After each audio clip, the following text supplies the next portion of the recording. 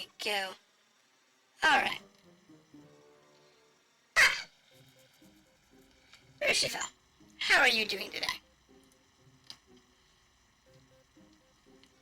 Hey, have a good week. Okay, so let's see. I think we're okay on everything. And good to go.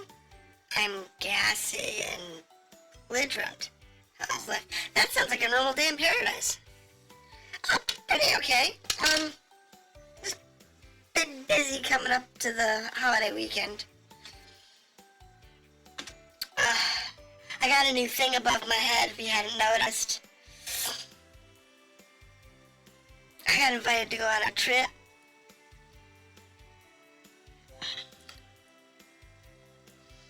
So that's a thing. But aside from that, not bad.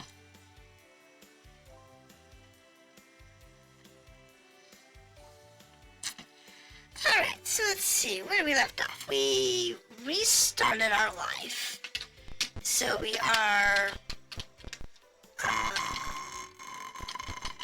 up to the boss rooms. Did we finish the orc room? That's actually a good question.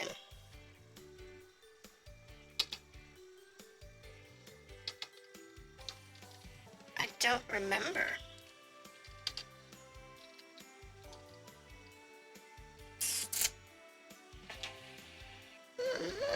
Let's find out. Let's find out if we... Nope, we didn't beat the orc room. Okay, so we have all the leaders left. That's fine. We just have to get through all of these psychopaths.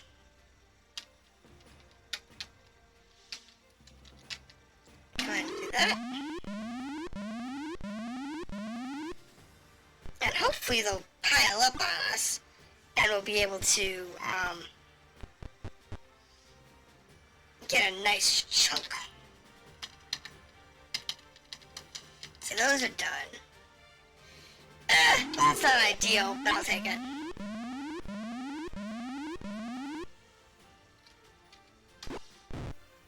We'll take it and run. So yeah, everything's been good.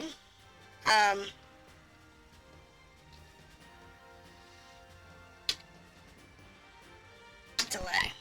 See if we can get a pile on there. Just chilling, really. Trying to figure out the best way to do what we want to do.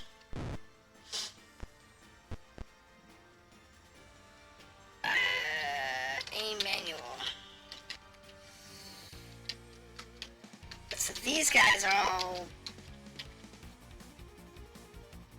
Yeah, we'll do that. Oh, no, I forgot. Yes, we're Sleepy King again. I figured you'd like that.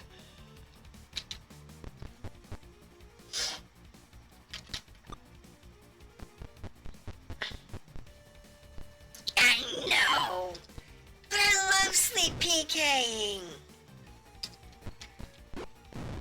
It's so much fun.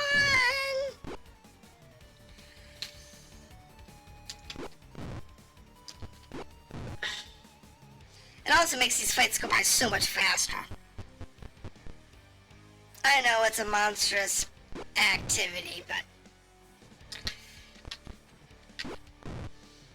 it works so well.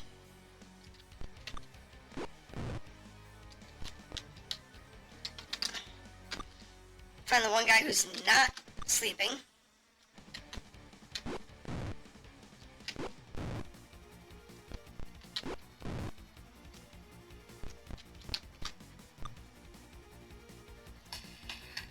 Just guard him. Guard him. It's always easier. I say yet earlier today I killed a bunch of peasants in Winter Nights. That's fun. That's always fun. I don't like this music. Don't like that either.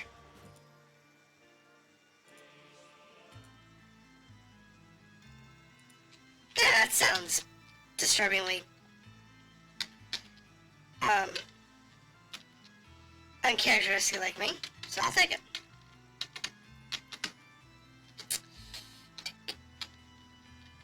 Chain and flail. Search. Alright, encamp. Cast. Magic cast. Accumulate wounds. It's magic. Memorize a blessing and that, and a sleepy. Memorize a dark magic. Memorize a sleepy. Memorize a sleepy. Yeah, there's some games that you can really go to town at and be evil in. I think one of my favorite games to do that in is like the Elder Scrolls games, like Oblivion and Skyrim. Morrowind's better because they didn't.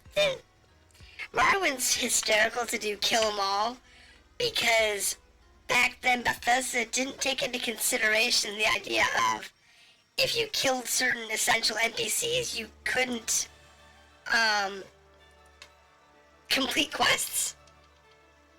So that was even more entertaining if you decided to kill everybody, because sometimes you'd kill a guy and you just can't complete like a main story quest anymore. It's pretty funny. Probably one of my favorite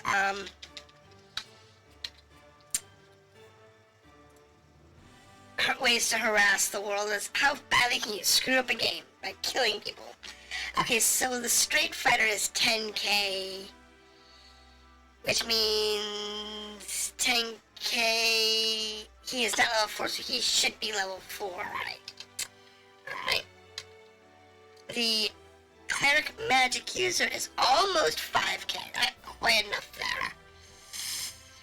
Let's see, the Cleric is 10k, so the Cleric is not quite to level 5. Red Mage is at 11k, which means he should be level 4. The Thief is at 10k, which says he should be level 5. And the Magic User Thief is almost a 5k. Alright, well, sure. I'll take your random encounter. Because, frankly, I need it.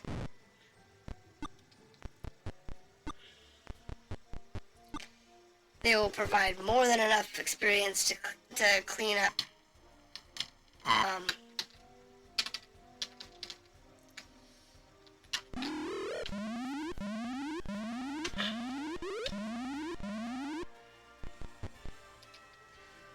Help clean up this mess.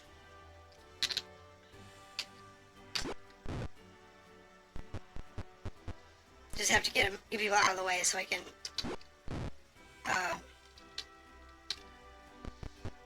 get him in there. Yay, first edition level caps. Yeah, I know.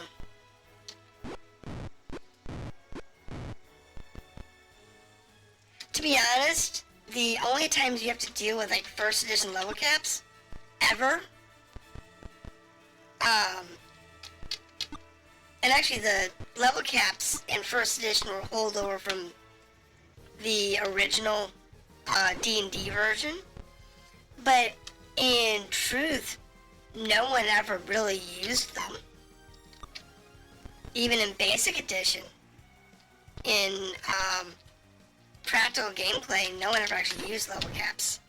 Because they always determined to think, why would I pick an elf when I can't play through the high level adventures as an elf? So they would just throw the rules out. Unfortunately though, the video games have no such qualms. So they tend to, unfortunately,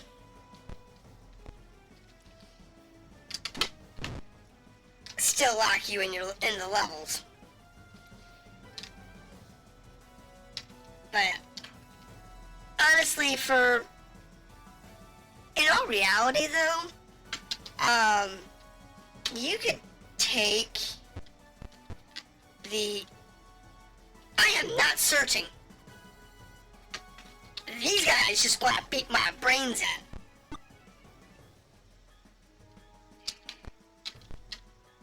But I'm not searching. It's acting like I have search on, and I don't.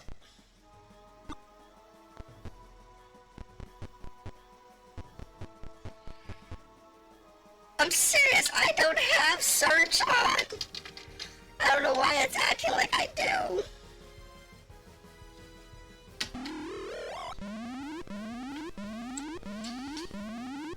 I swear, I didn't do it.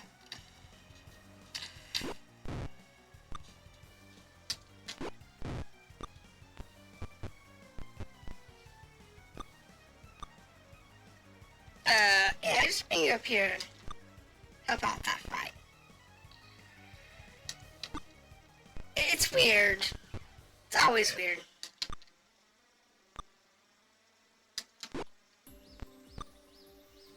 I swear.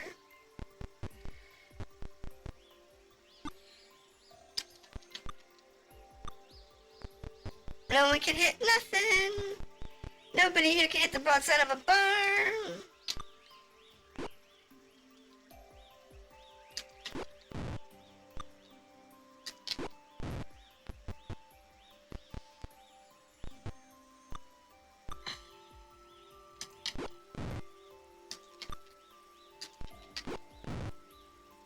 And to be honest though, what I was saying with level caps, if you take into consideration that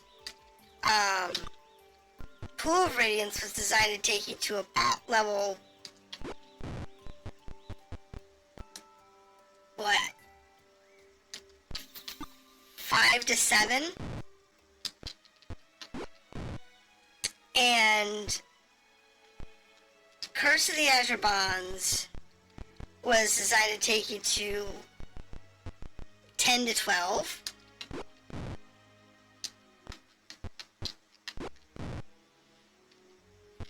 You've got,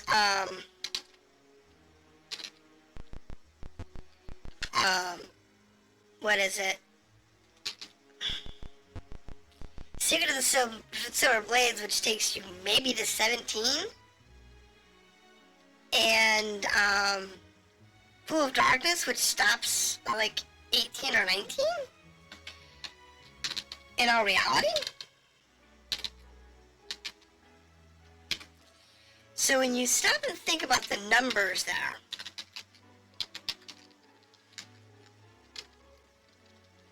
well, they're down there. That's a nuisance. There's all right.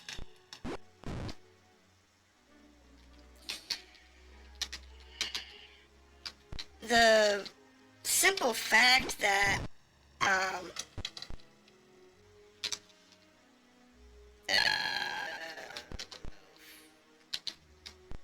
the whole level capping really isn't as bad as people want to make it out to be. Because if you take into consideration the fact that if you are a multi-class, you have all of your experience halved or third. So, if you think about it that way, if you have a, like the Magic User Cleric, the Magic User Cleric has the max out of 5th level Cleric, 8th level Magic User. Which means that when you max him out, it's the equivalent of, let's see, level 16, experience-wise, and, level-wise, it's acting as if it was a level 13? So not fantastic, but not bad.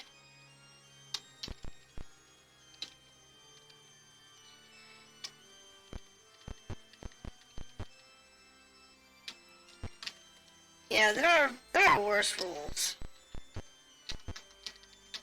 And I think honestly, when you take into consideration dual classing back then, was far worse. Because when you dual classed, you got straight experience, no having, and you could change jobs at any time. So if you start out as a fighter, you can swap to a magic user, let's say. Once you hit level 5, you can swap jobs. And then once you hit level 6, you retained all of your fighter skills, and you can now level your magic user to max. So you end up as like level 25. I mean, you do that. Now granted, you're useless for a few levels, but that's the truth about it. The dual classing is no different rules-wise than the current multi-classing in 5e. The only difference is they gave them a hard cap, where you can't go past level 20.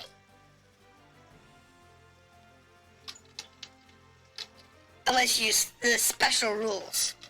How's it going, DJ? Sorry about that. I was finishing a thought.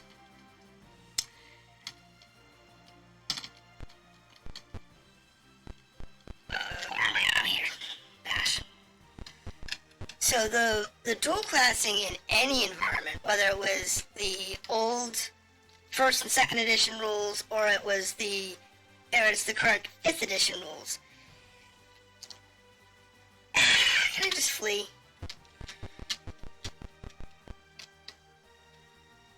I don't really want to fight all these monsters right now. I want to heal. I want to get my hit points back.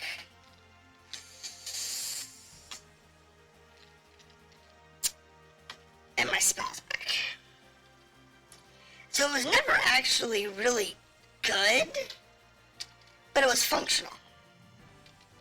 But the 5e rules, that's about the only thing in 5e that I actually agree with. The stabilization of split class and multi-classing, to where you have 20 levels and you can spend them however you like in whatever jobs you like, as long as you got trainers.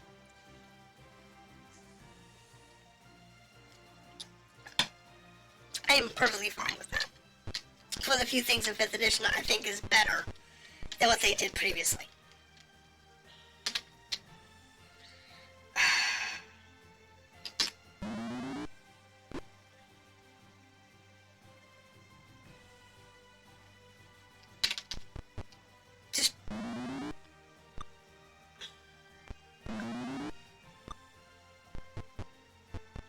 No, it's fine. It's actually a valid tangent.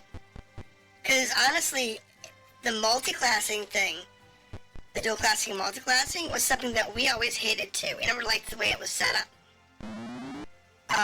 We liked the fact that you had, when you were multi-class, you had to divide your experience. But when you realize that dual classing was far more dangerous, because if you think about it, you could split your dual class at any level past level 5.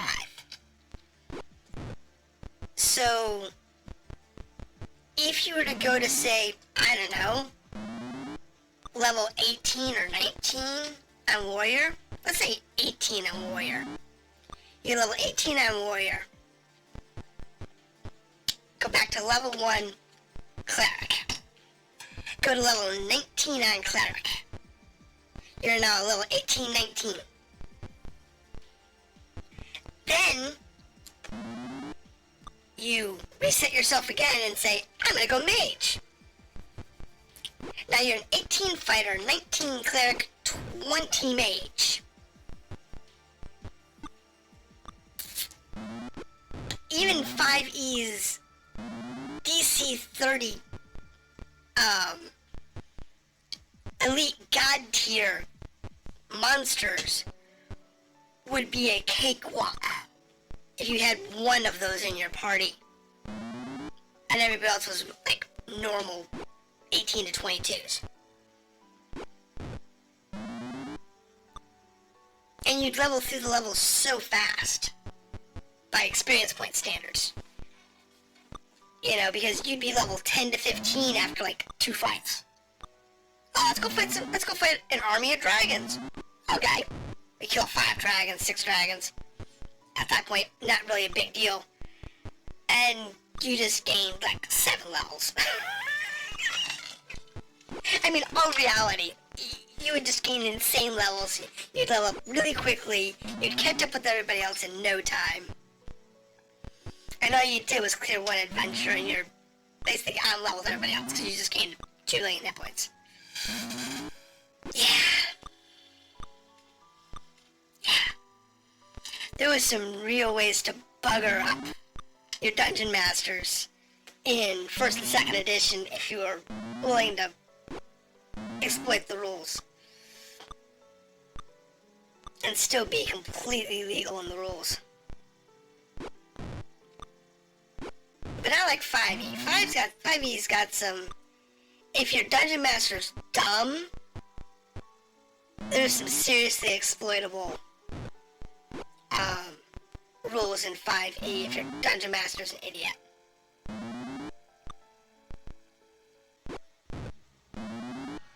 That allows you to do like min-maxing type stuff. No, 5e's far worse. 1st edition you have to work at, but 5e, there's some really weird ones that you can do that can give you insanely overpowered characters. I think the biggest complaint that I have with 5e is the fact that they give damaging spells as cantrips, and then say you can cast them as many times as you want. Just because they want to play the video game rules. And it's like, no. That doesn't work out as well as you think. Because it creates exploitable situations with magic that would never have happened prior in the rules. So,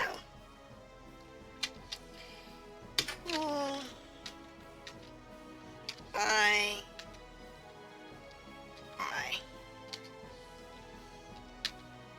share. Hold on.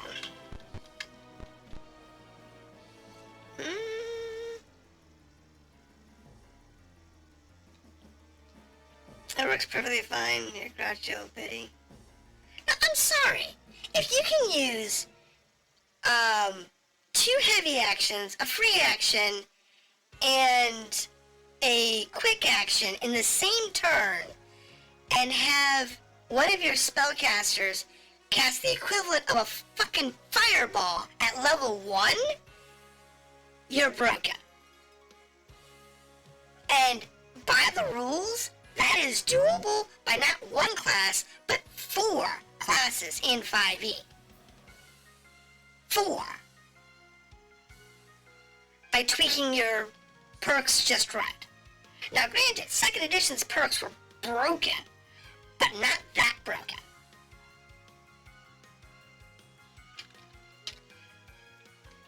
Yeah, there's some stuff that if the dungeon masters are dumb, they will just that's what I want to do. Allow some really stupid stuff to happen that shouldn't even be acceptable by any standards. And yet, the rules say you can do it, so they're like, yeah, okay, I guess that's fine. It's like, no, that's not, that's you misunderstanding the rules and them dropping you over a barrel because they can and you're too dumb to recognize it. I have a shield +1, I have chainmail +1. I have a mace. Okay, so sell this.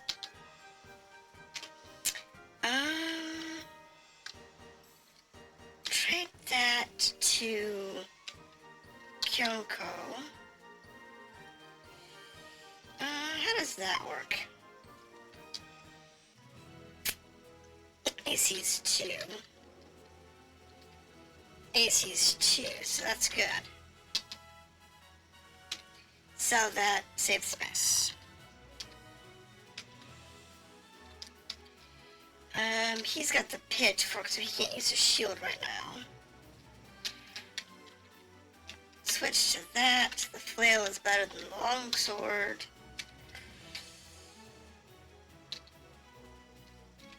Isn't it? Is it better? 1d6 plus 2. I think she's got broadswords. Trade. I think the broadsword is actually... Oh, she can't use broadsword or... Okay.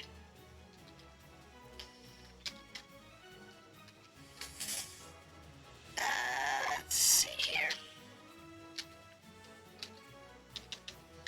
Few items. Sell the broadsword. Sell the longsword. What's Rat Mage have? Rat Mage has nothing interesting. Sell the bows. I have chain on me. She can't use chain. He's got banded. The chain +1's the same as banded. So let's trade.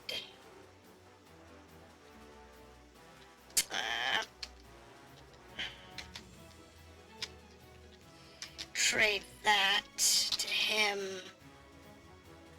Sell the flail.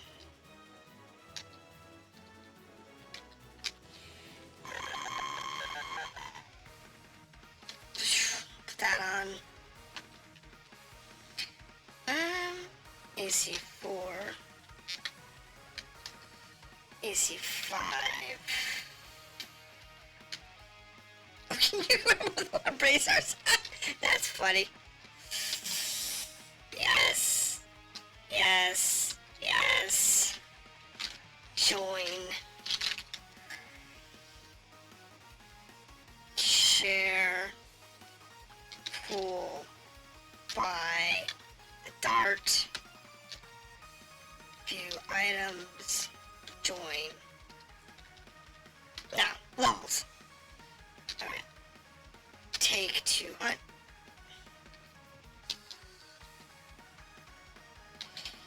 Considering how much money we have, we're in trouble. We have too much money.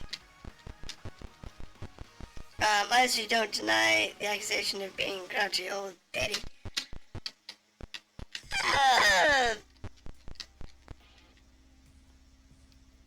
When it comes to the crap they call 5e, I think I'll accept it.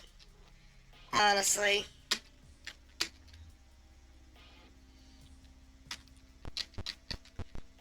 It's one of the few things that I can honestly say I find truly wrong with 5e. We actually need a knock more than anything else. And oh crap, I had 2 mages that could level up. Alright, fine.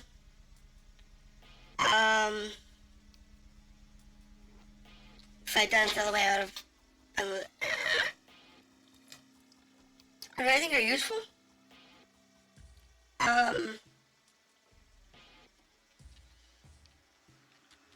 Mirror image. Random fablement.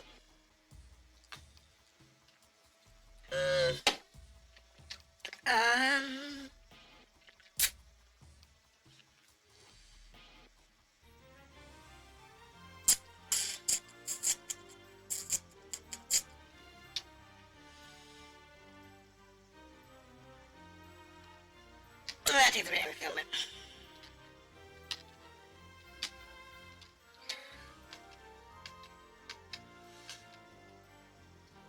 Entering. Oh, sorry about the ads. Yeah, the ads are kind of necessary. They don't let me get around without them.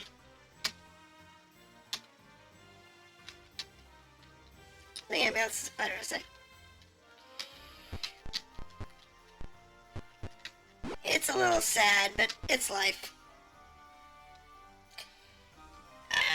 Yes, I want to train. Yay! Yay! Alright, begin adventuring, and then we'll go this way.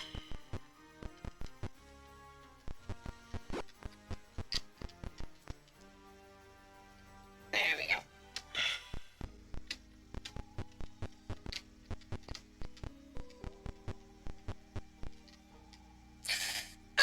Can I flee?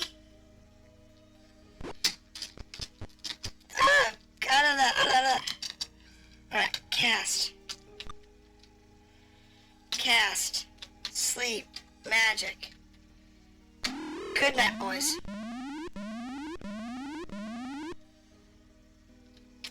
Move him up there. Cast. Sleep. Manual. Those are asleep. I'm to sleep.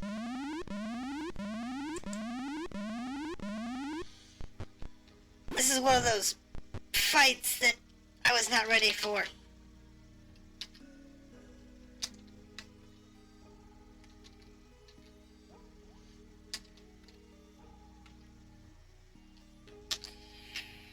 Definitely not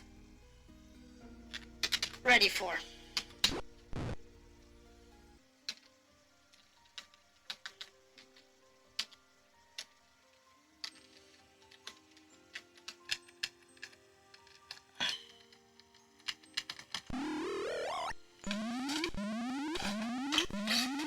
There we go.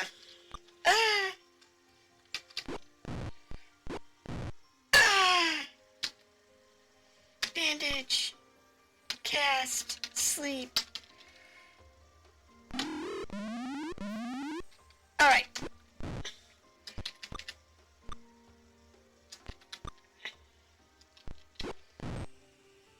Now it's just gotta work through them.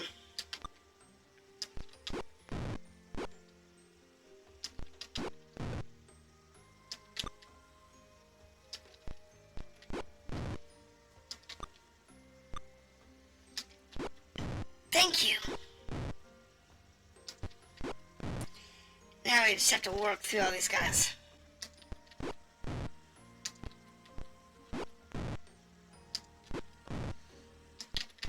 It's pretty easy when you can sleep everybody.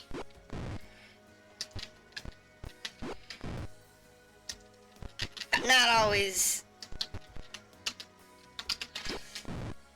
effective.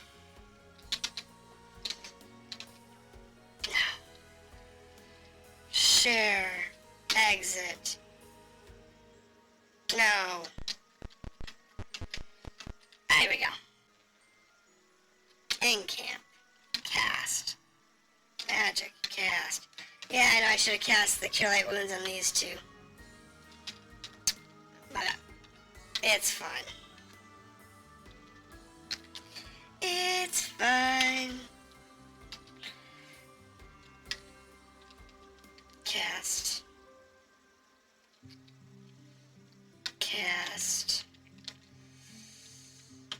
Oh, that's bad.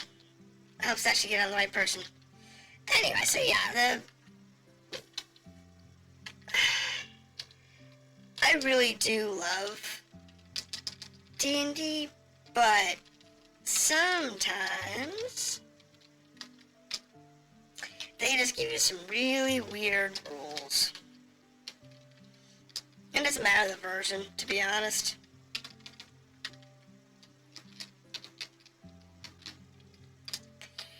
Every version's got its own set of weird rules. You know, whether you look at Basic Edition or you look at the latest 5e, there's always some weird rules and some loopholes. Like, here's one for you. Can you put a portable hole inside of a bag of holding, or a bag of holding inside of a portable hole?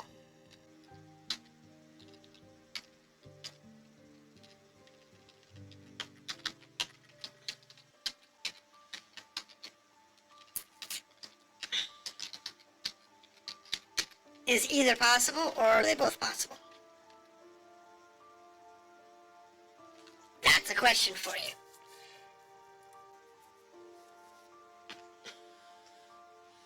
And anyone who is watching this on replay on YouTube, put it in the comments. See if you can figure it out before I answer the question. Because the answer might surprise you. Portable hole.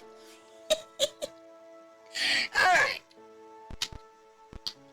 The question is, do you know what a portable hole and a bag of holding are? If you've played most of the modern video games, you should be familiar with the bag of holding. But portable hole is a little less common.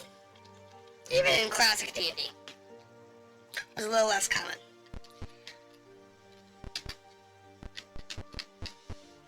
So the question is, do you know what those are?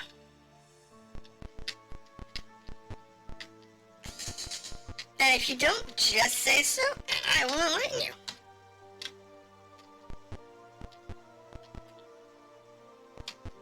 Okay, so for everybody who doesn't know, a bag of holding is a pouch capable of storing up to a certain amount of weight with no encumbrance penalty. So, if it has 1,000 gold piece weight, you can carry roughly 10 stones worth of weight in it. Now, does the shape matter? Nope. You can pack whatever shape item you want in there. You can put swords, you can put pole arms, you can even put armor in there if you can squeeze it through the hole. And it's just fine. A portable hole, on the other hand, is a piece of cloth that can be opened up to roughly a 3 to 6 foot circle. When you open it up, it acts like a door, lets you go into a 10 by 10 room. That room is out there in the middle of no man's land. It does not exist anywhere outside of its own extra-dimensional space. So the question I posited is, can you put one inside of the other? The answer is physically, yes you can. However, there are consequences. If you put a portable hole inside of a bag of holding, they basically both blow up. Neither is useful, and there's a chance that they could literally explode, as their extra-dimensional spaces are nullified. If you put a bag of holding inside of a portable hole, the bag of holding's extra dimensional space is nullified, and all of its contents are strewn about the floor of the room in the portable hole. So while you can put it in, it does negate the effect, because the two extraplanar effects cancel each other out, which is why putting the actual bag of holding inside the portable hole causes it to explode with an amount of force consistent with the amount that was inside both objects. Boom. Like a bomb. Go figure. It's the fun stuff. Weird stuff happens. Cast. I'm already casting. Bash into that room.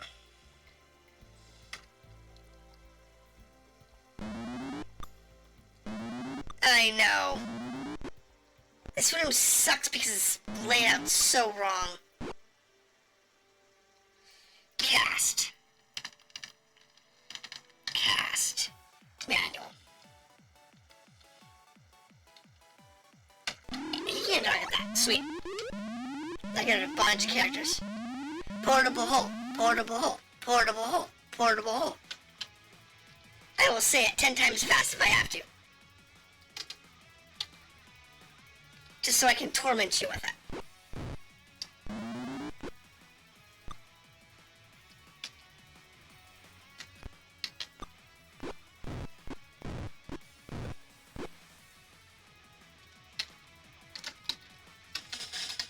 Okay, those guys are sleeping, that guy's sleeping, these guys are not sleeping. That is for the actors.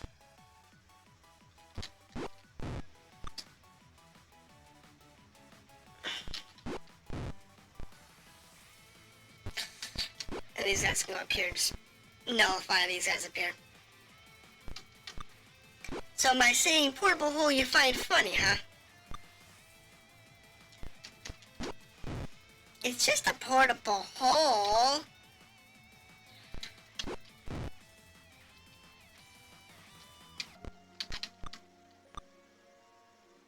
What's wrong with portable holes? Nope, I'm still saying portable hole. It just may sound a little funny.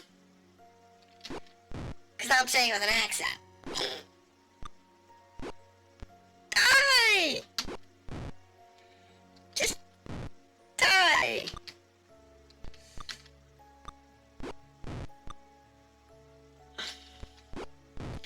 Die! Or I'll throw you in my portable hole.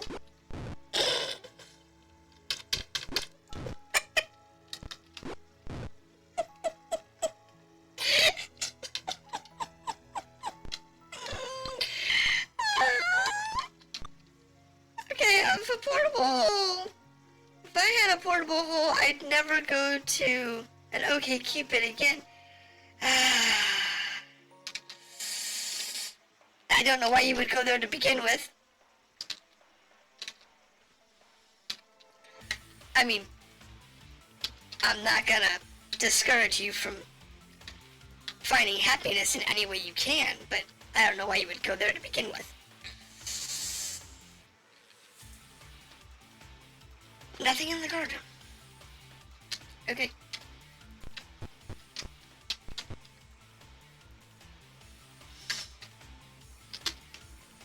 Yes!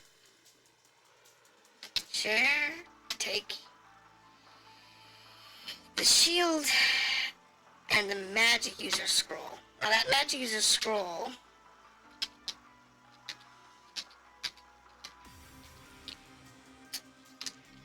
has magic missile on it.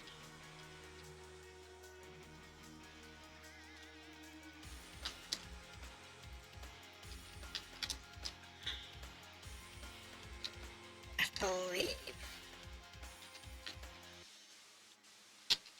Yeah, it's magic missile, but everybody's got magic missiles, so we're good there.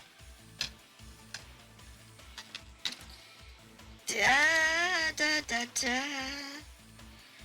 Da da da da da. Easy part of life, just healing up.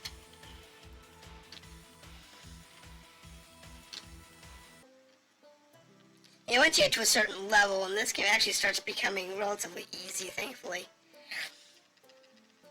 Matters the bless, matters that. Level 1 magic user spell, so give me a sleeper.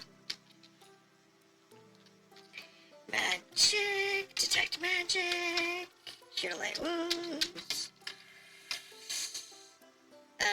You got nothing. You got a sleepy. Now I just need to go to cast cure light wounds on the right character, not the wrong character. Alright, magic. Yes. And we're good to go. But yeah, so you don't see like portable holes very often. And for good reason. Because outside of tabletop play, they really don't have any really good uses outside of tabletop play. To be honest. They're really good narrative pieces. That's what they're good for. Because they're really great narrative pieces, but they're not really good, mechanical. You know, for mechanics, they're not very good. Another group of enemies, quick, throw it at that portable hole. Sad part is, there's a story behind that. If you've ever set a trap in one of your games to, like, take a bear trap or whatever, set up George, you can use a portable hole for that. I know. It's crazy. But you lay a portable hole on the ground, cover it like you would any other hole trap, but you rig it so that when they trip the trap, it closes the portable hole. And give them about 10 minutes, and they're all suffocated.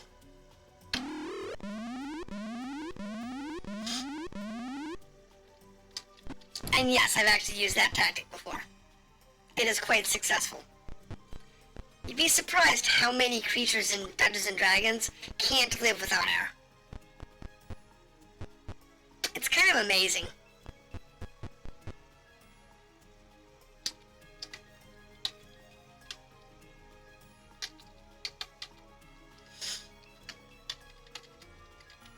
When you think about how many creatures can't live without being able to breathe, yeah, it's definitely a thing.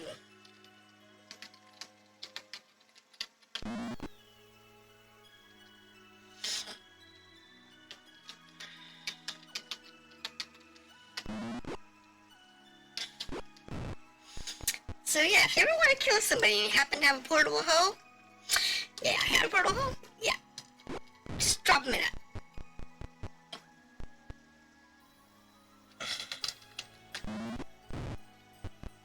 It's the little things in life you must cherish.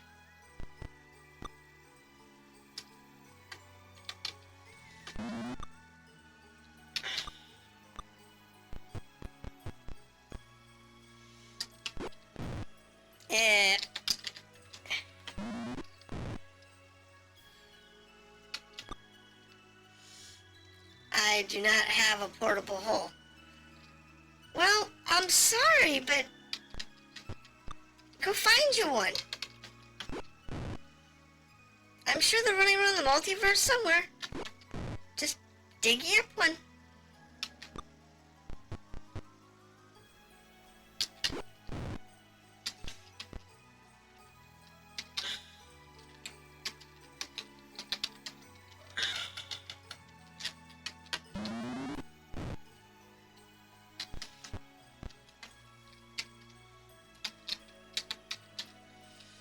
Can I hit him? No. I got this guy.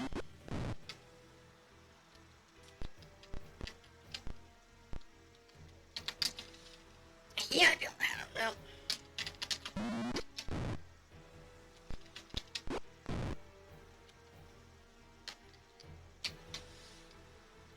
Take that off, put that on. I'll just charge in. Aim.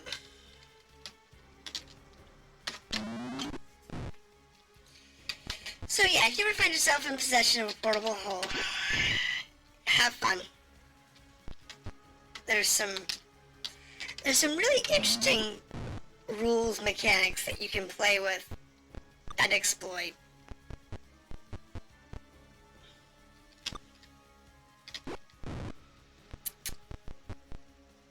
Of course, you can just use a +1 back scratcher too, so there is that. No, we need the sword, not the shield.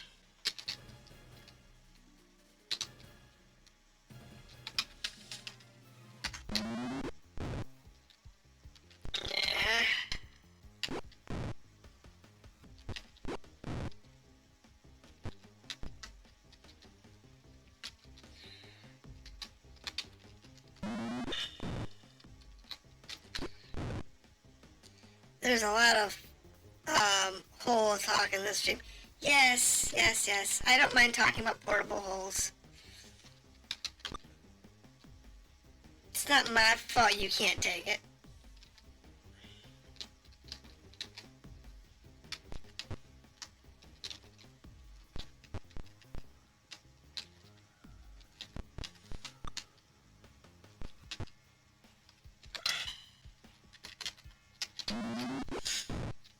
But yeah, it's an entertaining subject. There it goes. Now.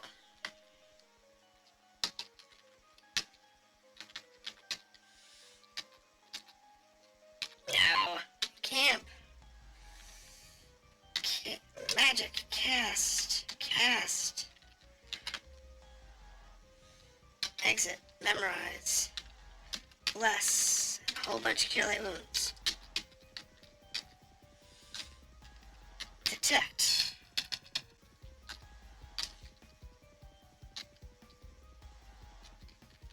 Memorize 2 sleep spells. Memorize a sleep spell. And we're good to go.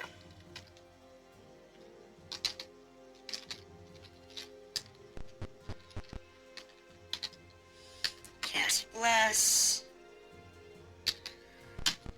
And then boss round. There we go. So, as this fight wears on, we have a solid chance of being able to actually kill the trolls with 2 sleeping clouds. Because with 2 sleeping clouds, I just have a good chance of killing that troll.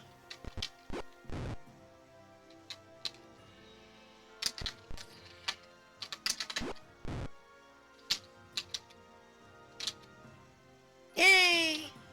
No, Jesus. Out of the fight, out of the fight, out of the fight, out of the fight, out of the fight, get out of the fight. No. Share, detect, take, nothing.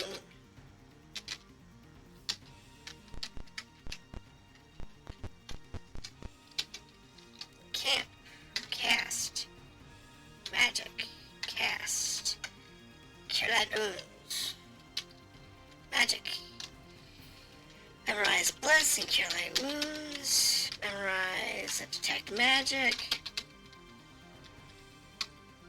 memorize a sleep spell, memorize a sleep spell, Good to go. Alright, so now the trick that we have at this point is we have to finish the lag. We have lag today? Maybe? Are we lagging today? No, I think it's okay. I think it's doing okay. So, we do have to do the random encounters.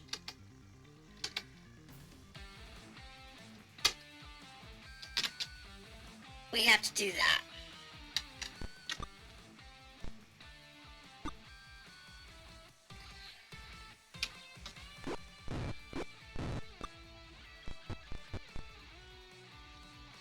Can I hit that back row, I wonder? If I can hit these guys.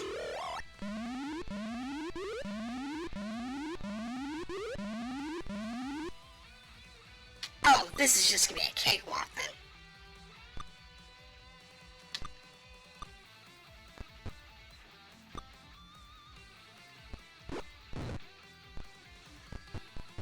Because we just have to push down and they're stuck.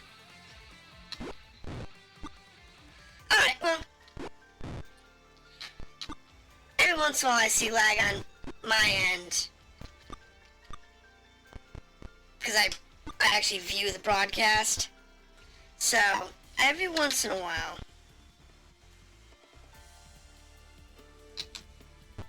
I'll see some, and it's not always legitimate. Because sometimes it's just there. Because you figure I have the stream running in a browser so that I can actually see chat. And I have Streamlabs running for OBS. And I've got, you know, my DAW running, and I've got the character model running and all that. It's all on one computer. So every once in a while I'll see some lag in like Chrome or Firefox. And it's not legitimate lag. It's not really an issue. It just looks like there could have been an issue.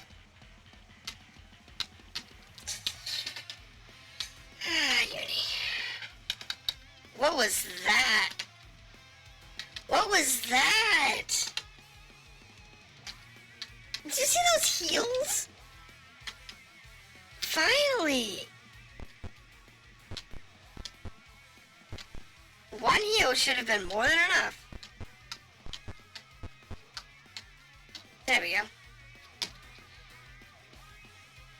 Alright, so cast. Sleepy, sleepy.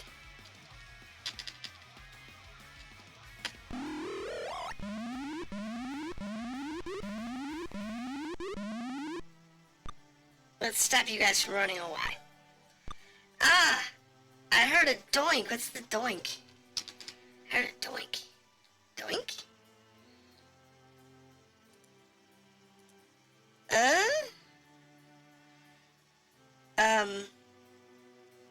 Thank you for the follow, Ravager. I had to look to see what it actually went off. I greatly appreciate it. I'm glad you decided to drop in and follow even if you didn't say hi. Okay. That makes today a good day. See that? That's the kind of stuff that makes my day. People who at least come in and say hi. Even if they don't really say hi. They drop in, they follow. They might leave right away. And that's okay. I get it. Not everybody can stick around forever. Sorry. Unfortunately, ads must happen. If I had a significant number of subs, I would disable ads. But unfortunately, I kinda don't. So I kinda have to leave ads active. I'd love to shut them off, but I just can't. You know, not until I have a good follower base, and then I can. So one day,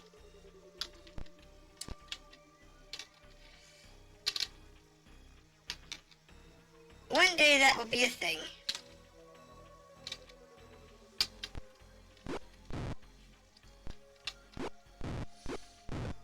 But until then, I apologize for any inconvenience it may cause.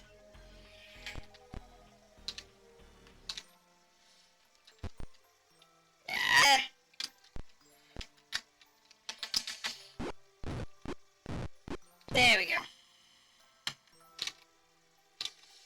Takes care of that. No. Share, exit, no. No search, next room. In camp. Memorize. Because we're out of, we are out of sleep spells. Since that's what keeps us afloat. Memorize. Yes, sleep spells. No. Memorize. I need... No. No. Yes. There we go. Alright. Now. There we go. How's it going, Ravager? You having a good afternoon, evening, weekend, holiday weekend? Is it beginning of your holiday weekend? I know some people holiday weekend started today. Mine unfortunately doesn't start until end of next week.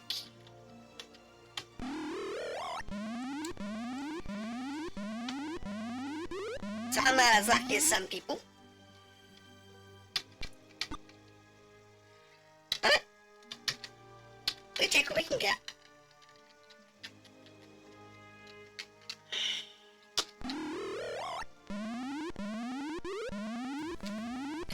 Keep these guys from running all over the place.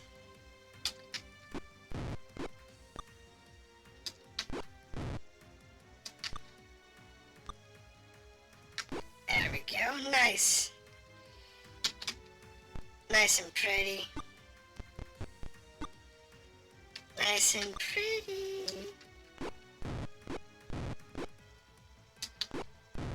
There we go.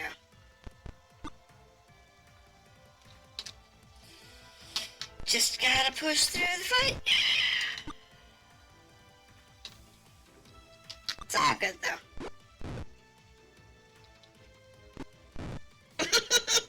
They're already running.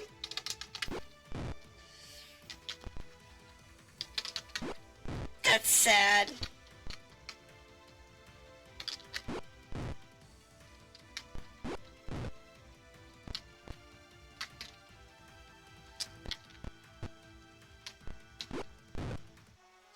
That really is sad. That they're already running.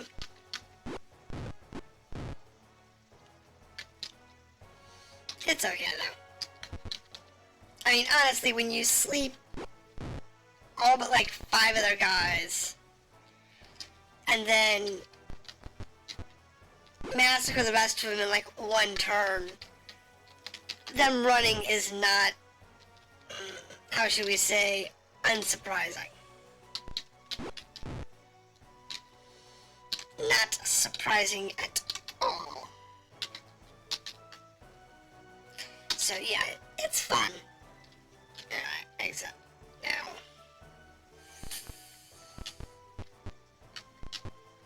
Now the question is, are we done with our random encounters? No, we still have them out here.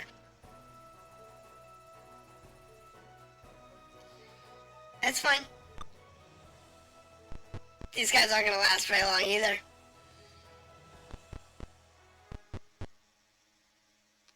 Unfortunately, we have kobolds who are dispersing in such a way that stopping them from escaping is going to be a pain. But I guess that's the best target. There's one that could probably try to run away.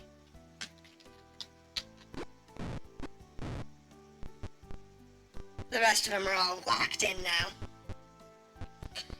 But yeah, so it's definitely a thing. Let's see now.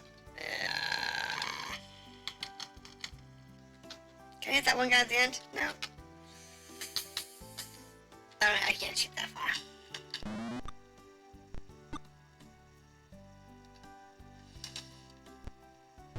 I mean, I could shoot spell that far, but that'd be a waste of a sleep spell.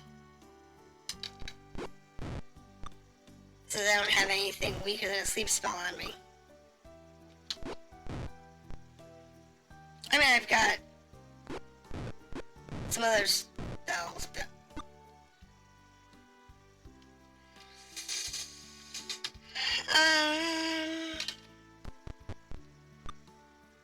Oh, I know what I can do.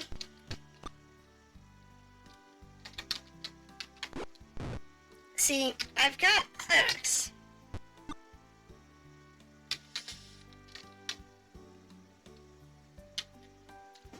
Wow, it's out of range.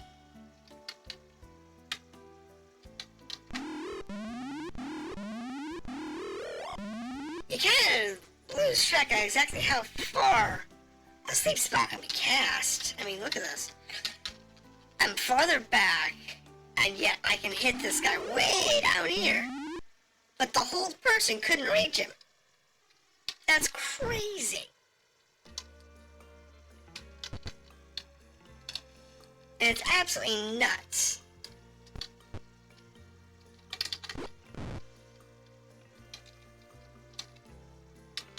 But it's life.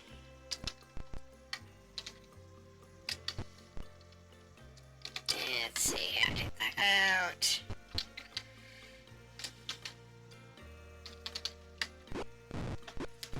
It's crazy the range on some spells, how some are like really great ranges and others have like really garbage ranges. But that was very common, you know. A funny one is like Fireball, which has a range that's like just outside of its blast radius. So when you cast it, you've got to be like, you have to always cast it like near max range, so you don't get yourself obliterated by your own spell.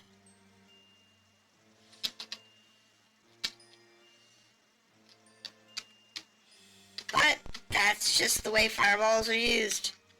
Now ice drums are a little better because they have a smaller blast radius.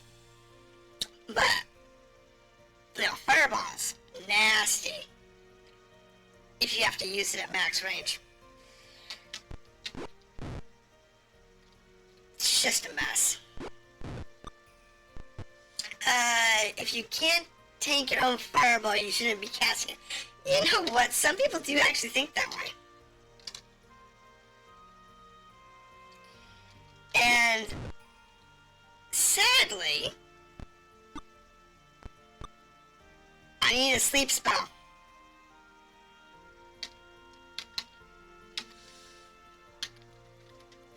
The reality is, a fireball hits so hard, even at level 5 when you first get it, that a level 5 character is basically a 50-50 chance of surviving, in all reality. If you're a level 5 character, you're still about 50-50. That's whether you can start a fireball. Now, lightning bolt, as long as it doesn't rebound, you got about a 75% chance of survival. Ice storm, when you get that at 7th level, you've got a 70% chance of survival, give or take. But fireball is, on a good day, 50-50. Just cast haste to be done with that. I actually don't have haste at the moment.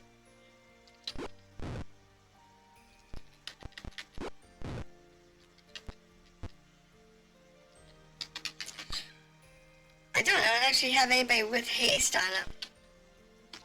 Which is kind of unusual. Because you usually have at least one person with haste at this point. But I don't right now. I will soon enough.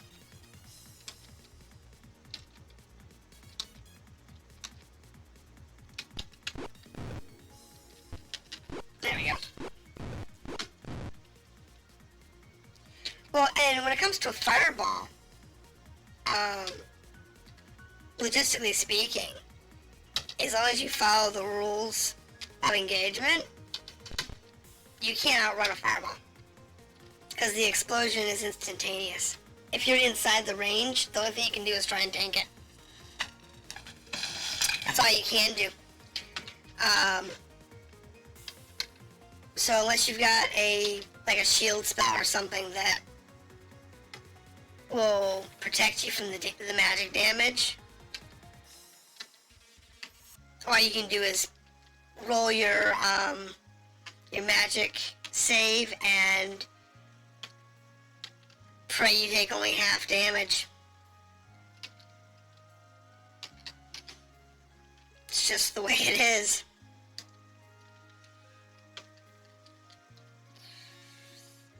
Whole person. Memorize a whole bunch of cure spells. Memorize a bunch of sleep spells. Memorize some more sleep spells.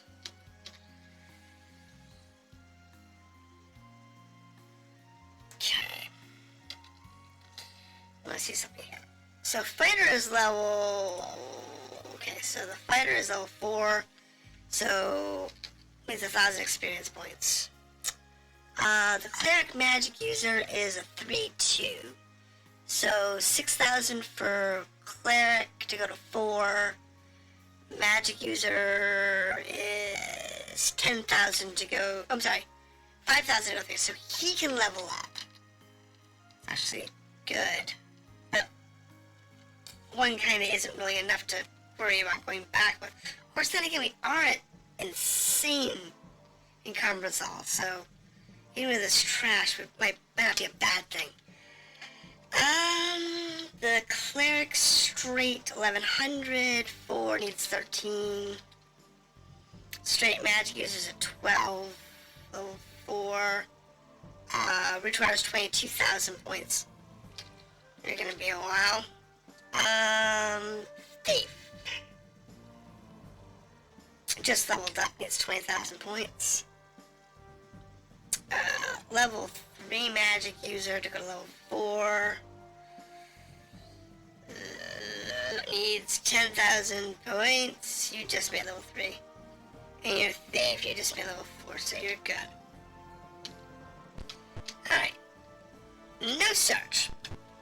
Let's go ahead and get back to town.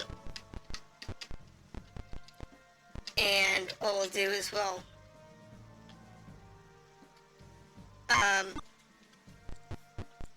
get ambushed.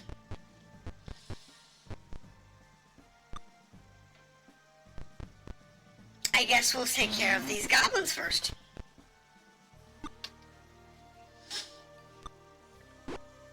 I guess that's a thing I should do.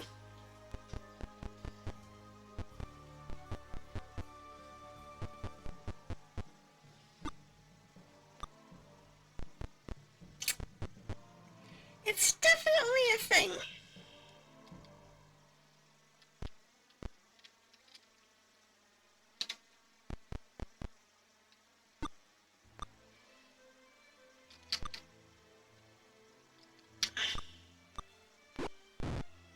Oh, of course. I kills the one goblin at the goblin leader.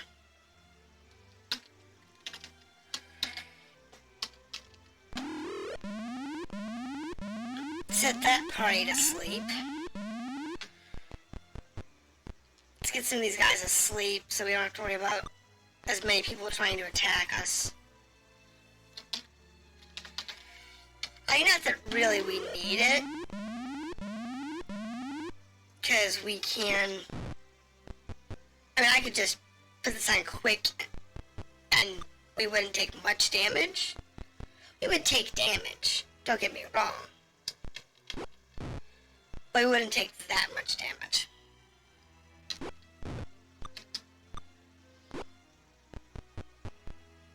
It wouldn't be that significant. It would just be annoying.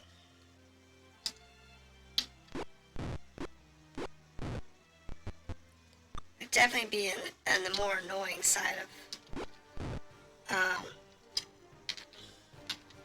what we could do.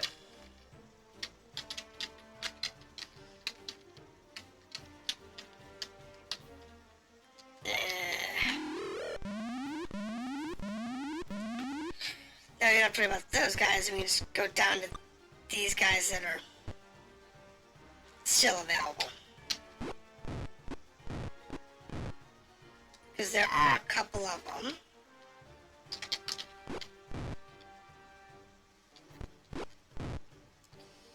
That we need to get rid of.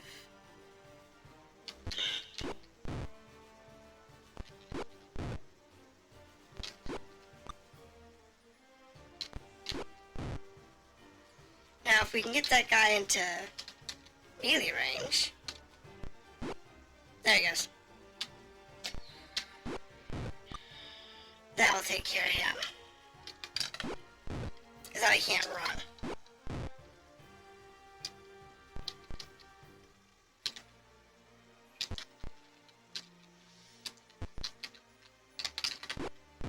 And it takes care of him, and it's last two. And we're out of there. So yeah, we're almost done with the slums. We've got...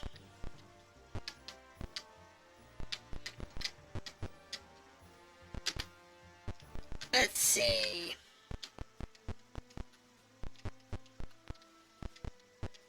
What, one room left?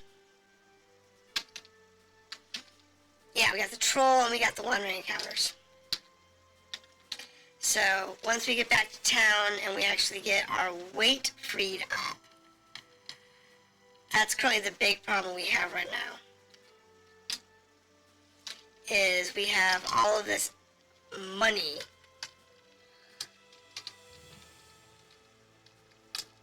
just taking up weight slots. And that is definitely a issue. But we'll be okay. We'll be able to get fat stacks. Yeah, we have fat stacks!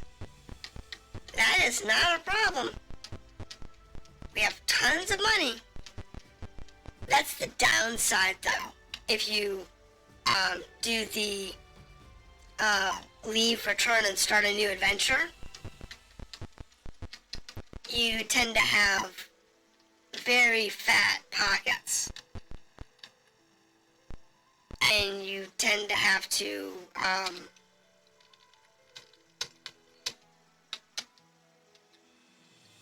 do things like leave treasure behind.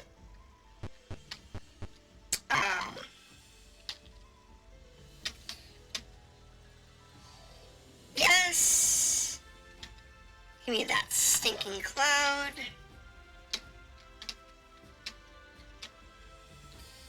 Begin adventuring. That gives us 2 stinking clouds and a knock. I think it's 2 knocks. But that's okay. Or was it the Raven Field? I don't remember. Yes. Train. I think it was just the one fighter.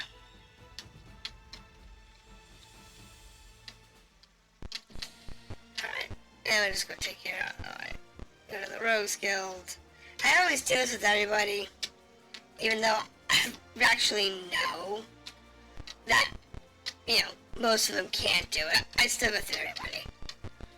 It's silly. I know. Actually, the biggest thing we need to do right now is go get rid of these fat stacks.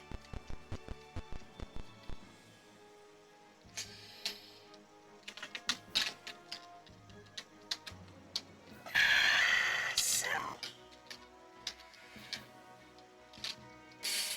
pool, buy, next, arrows, next, buy, exit, share.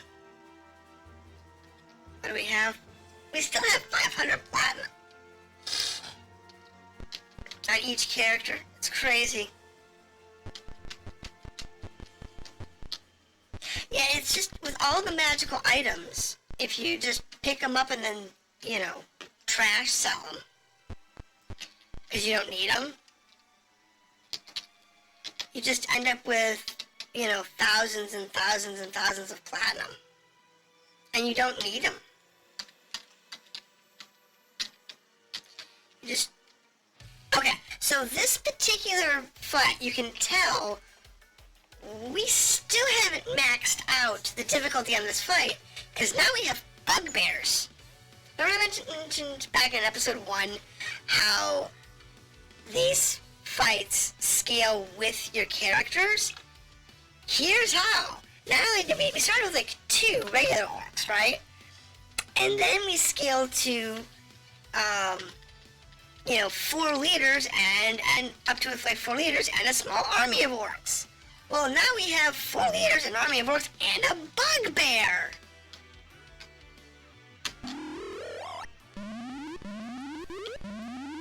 It keeps growing.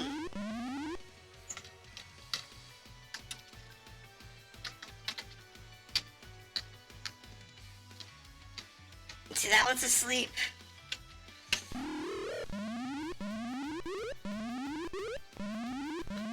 You know, it's crazy. The developers... Well, yeah, but the developers took into consideration, you know, that players would definitely want to replay with a higher level party these early levels. So they made it more difficult. The only downside is by the time the bugbears show up, you're way overpowered. Unless you're running around without any clothes on. Yeah, I know, right? But the fact that they took into consideration that you should have a more difficult challenge when you get to this point. And the one thing that they never really took into consideration was a party like mine, where you have, you know, 2 clerics, 3 magic users,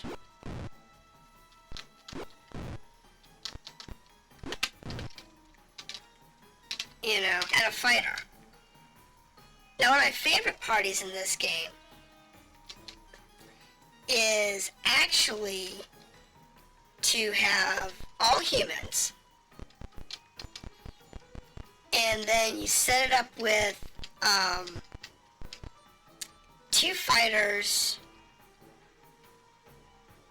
2 clerics, a magic user, and a thief.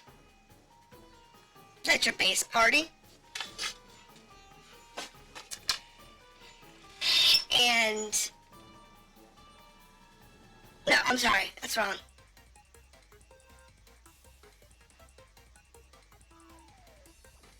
It was, yeah, 2 fighters, a cleric, a magic user, 2 fighters, a cleric, a magic user, sorry, 2 fighters, 2 magic users, a cleric, and a thief. That's your sex. And in that particular party setup, what makes that really interesting and unique is if you do this, where you just keep resetting it, just to go get the spells for the magic user.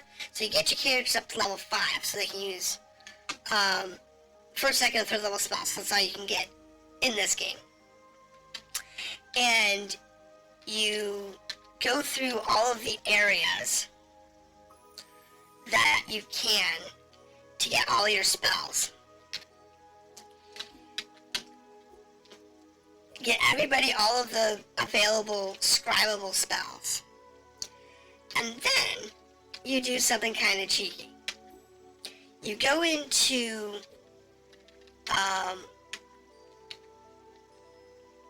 the next game. So you go into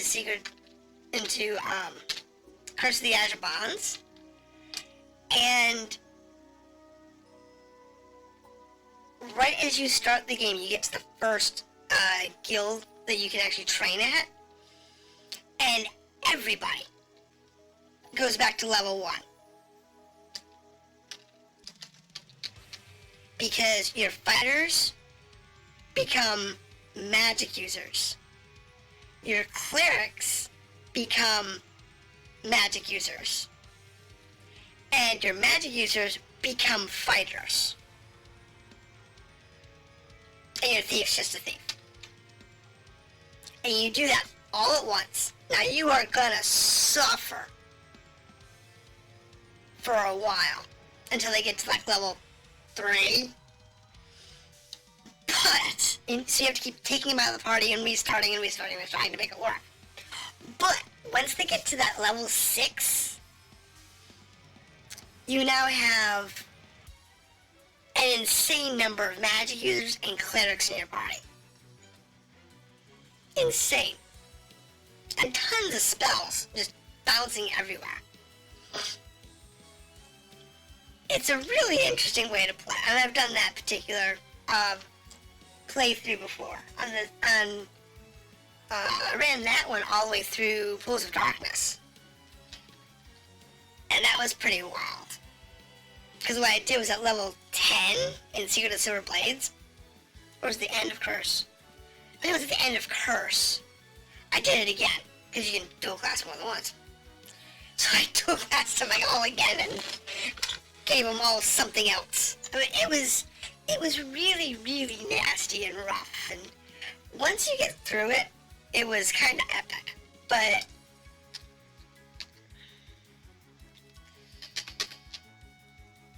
it really was a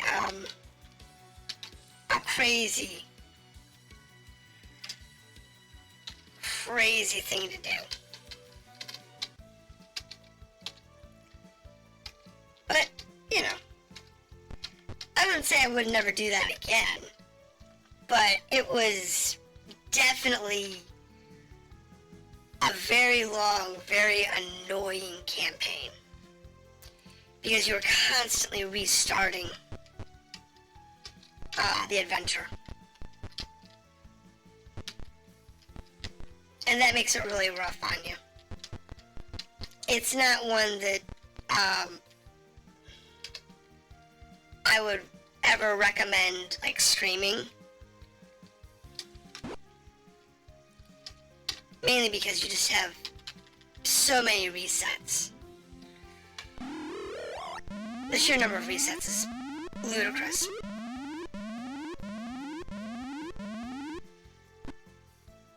But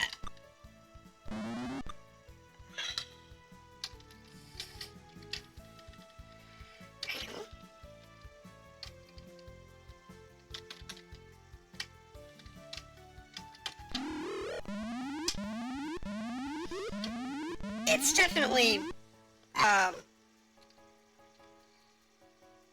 it's one of those that I found fun, but it's definitely a rough playthrough. I will definitely say that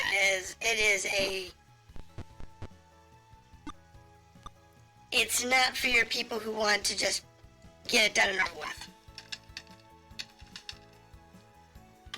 Because they're gonna be there a while.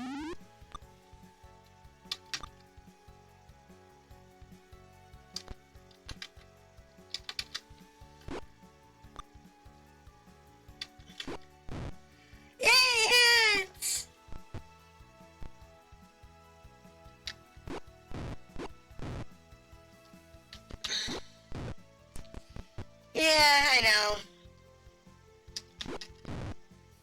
The ads are definitely a thing. But unfortunately, like I said, not having that many subscribers, I gotta live with them.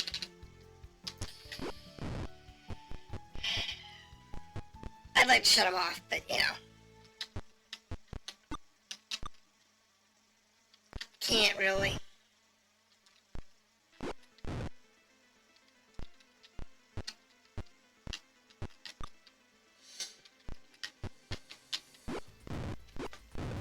Not if I actually want to progress my life.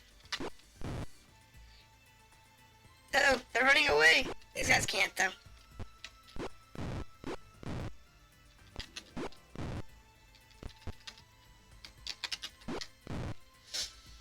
I don't know though.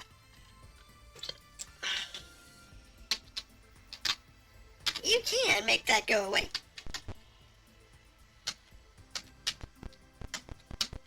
Just need to get a bunch more people in here.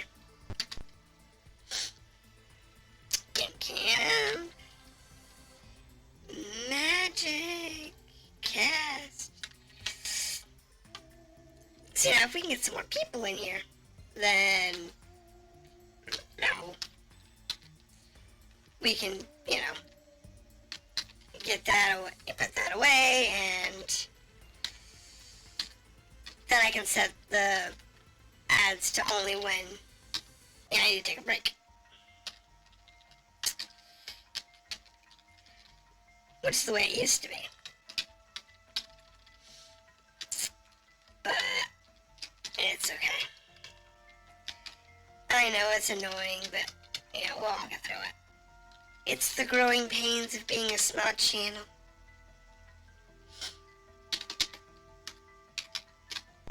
But yeah, so we'll definitely go through here. Alright, now we are going...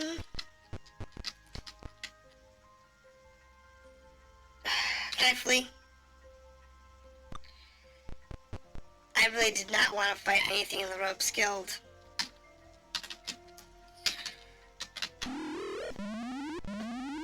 It's the last thing I wanted to do.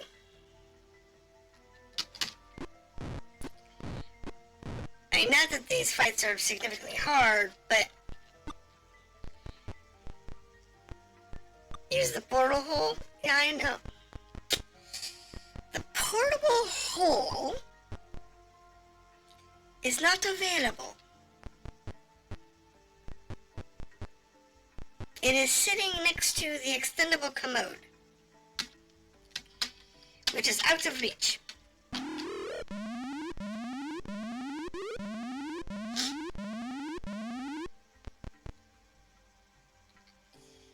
So for... I know, right?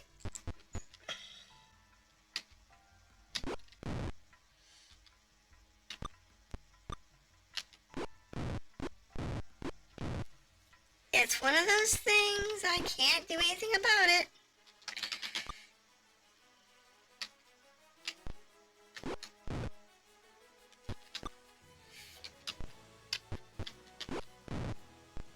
You know, it's in an area I can't get to it.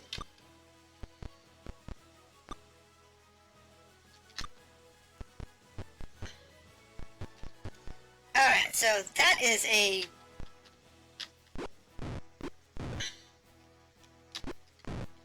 There we go.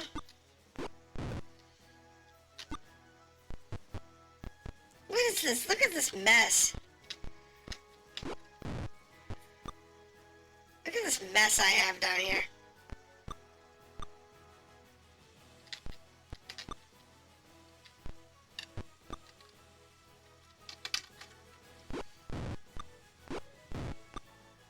At this rate, I'm going to take enough damage that I'm going to have to seriously consider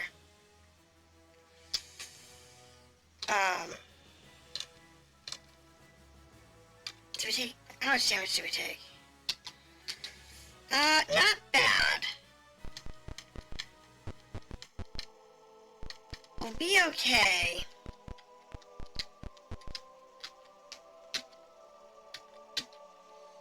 We've got enough stinking clouds, I think, to do this.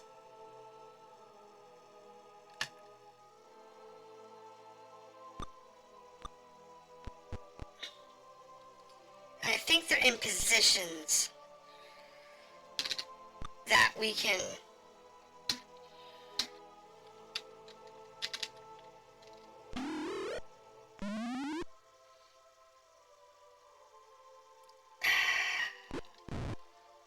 do that.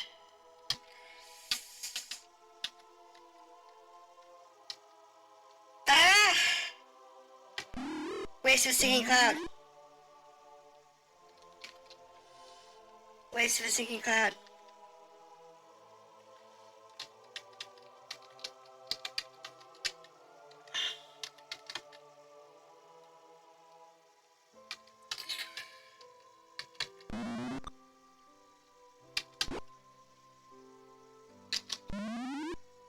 There we go.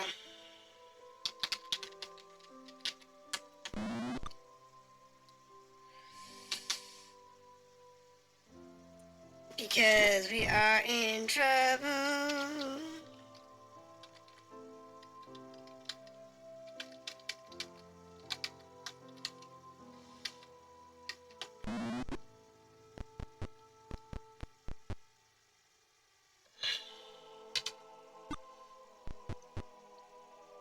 Because my characters are in the wrong spot for stinking clouds.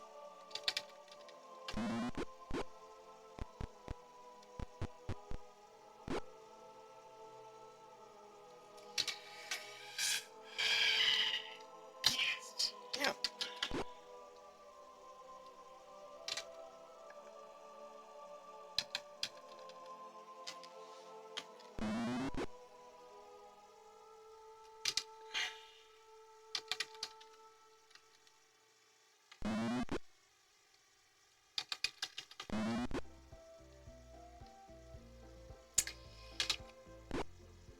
Ouch.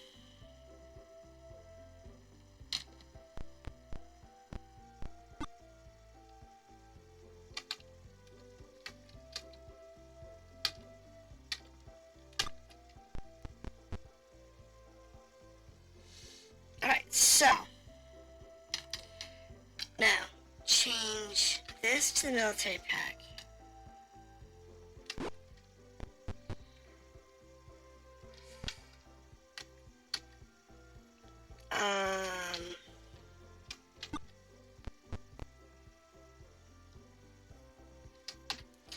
He can cast Cure Light Wounds. Target. Cast. Very good.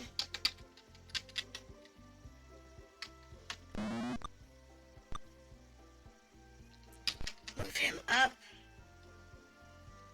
Use the darts. Cast. Aim. Manual.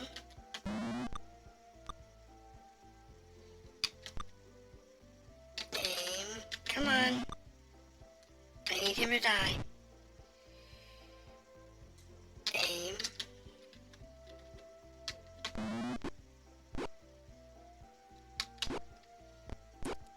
That's it.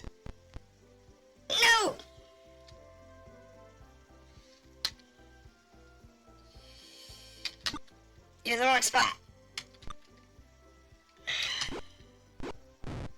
Damn it. Bandage.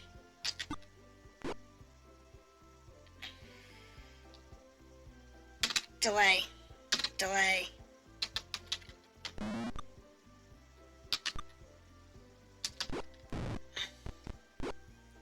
Come on.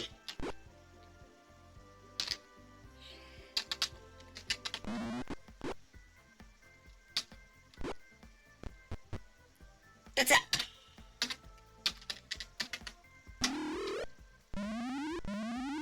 Done.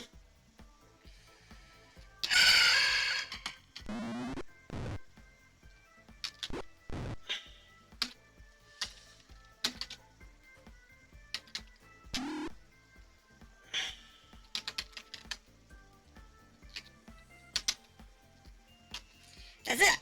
We got the trolls.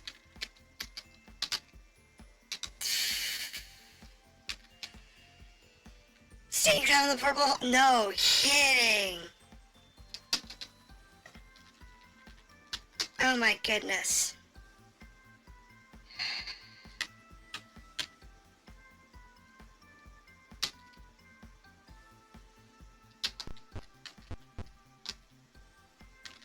Cast. Cast. Oh my goodness.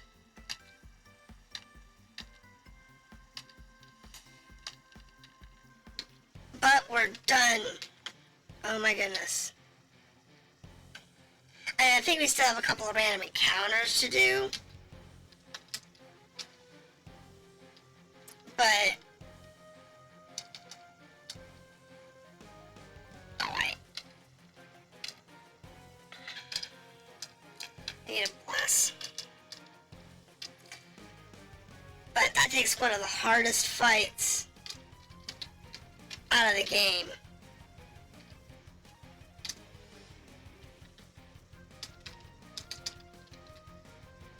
Wait.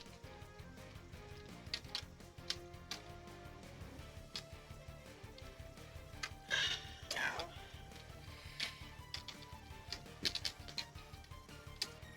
Now there are some other highly aggressive fights. Like Circle Keep, as an example. When we get to Circle Keep, there are so many monsters up there that I could do it now, but it's actually better if you can do wait on Circle Keep until you have the fireball spell.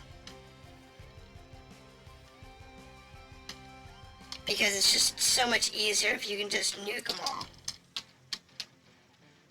And just do it all in one shot.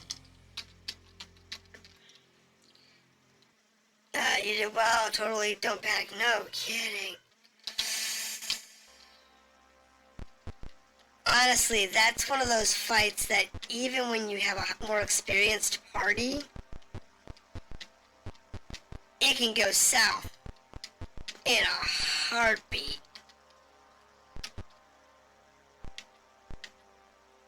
I think we're actually done here, though. I think we're actually done in the slums. So, the next area is Kudo's Well and the library. But before we go to the library, we need mirrors. Can't do the library without mirrors. Which means I need to get Kai a different weapon.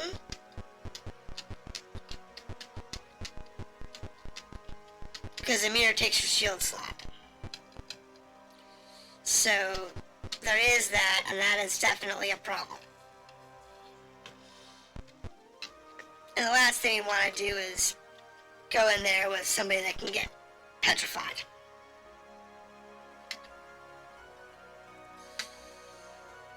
Okay, so the slums aren't quite cleared yet.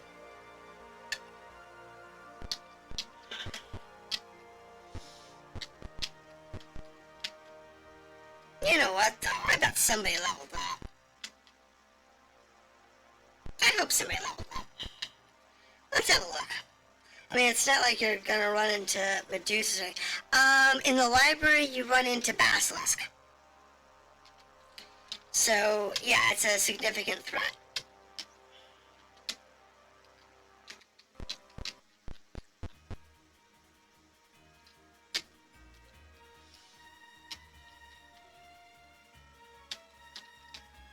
So, you can't actually,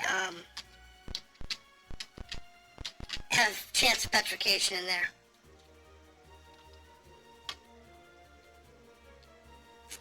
So, yeah, you have to go in there with mirrors. Otherwise, you might not come out with a whole party. Just close your eyes. Yeah, unfortunately, the game doesn't work that way. I wish it did, but it doesn't. Time of day. Can I see the jeweler? I don't know. This one? No.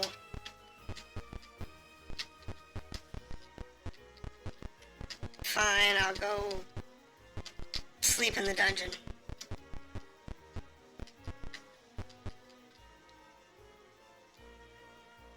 It's okay, I got you in camp anyway.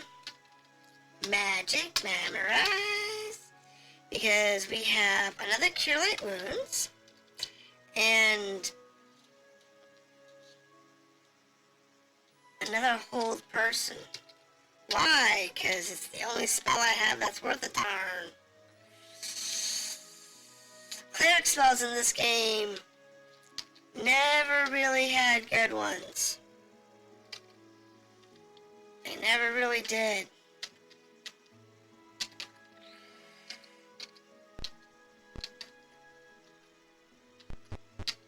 That was always the downside to Pool of Radiance.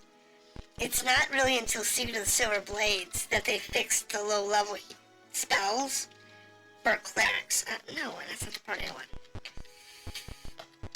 That was like the one thing they never fixed until late. Yes. Pool. Buy. 1 silver mirror. Buy mirror. Buy mirror. Buy mirror. Buy a mirror. Buy a mirror. How much do we got? 3,000. Alright.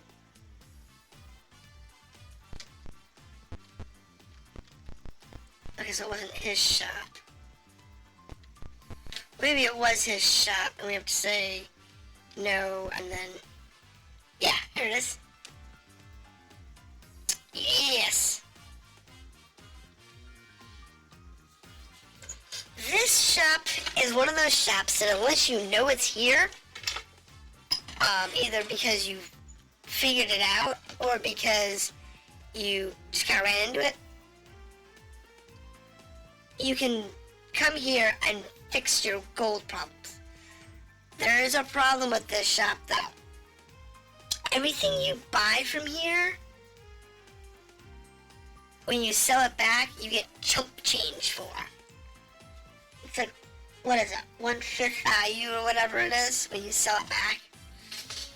So if you buy something at, 75, it's going to be garbage when you sell it back. It's horrible. But if you need to lighten up your load, like here we have 3,000 platinum, so if I go in here, I say, let's just go with this cheap gold pendant here, because we know what that is.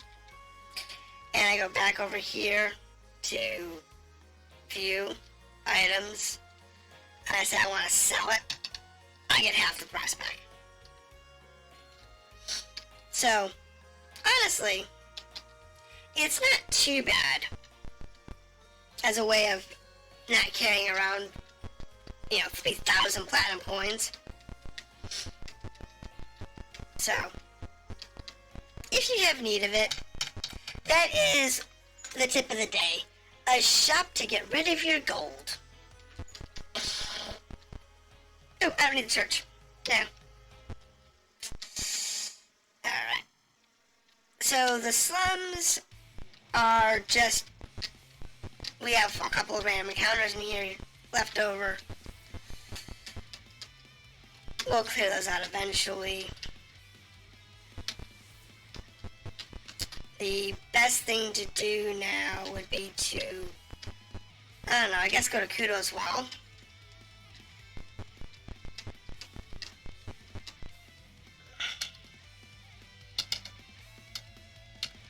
I guess that'd be the best thing to do.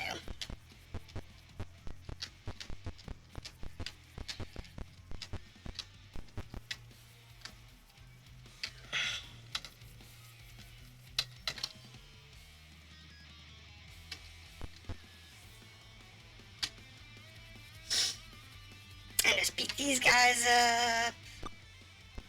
I mean, look at this party. This party's so horrible. If you play Hills Far and beat all its terrible mini games, oh god. Honestly, I don't even remember half the mini games, but man, are they nuts. They are horrible.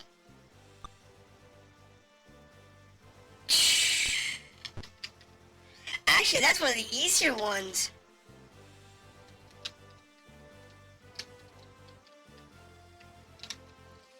The horse one's one of the easier ones. I'm not saying it's completely cakewalk, but Lefty the Orc is tough. The horse riding thing is definitely not my favorite. That's... there are some definite ones in there.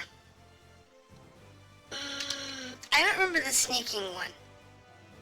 I don't remember that one.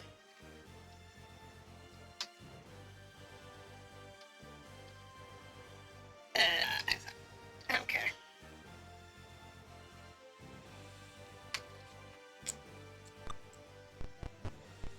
I don't remember that one. But yeah, there's a lot of mini games in that, and they're all pretty rank.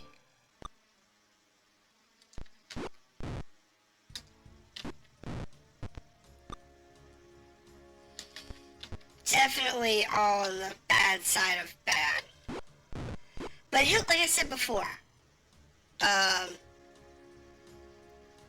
your transmuted brain blacked it out. Yeah, no kidding. Hillsfar was a prototype. They did a lot of experimenting with Hillsfar just to see what they could do. That's why it is what it is, They did a lot of testing with Hillsfar. It's also why it's the only one that's like that. I actually take it back. I think there's one other that is in the silver box set. But for the most part, no. It's not...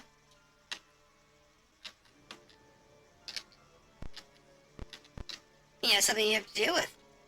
And yes, it's the only card. Really? Oh my goodness.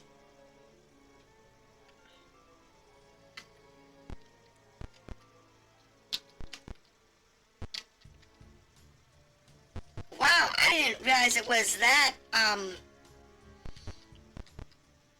outrageous.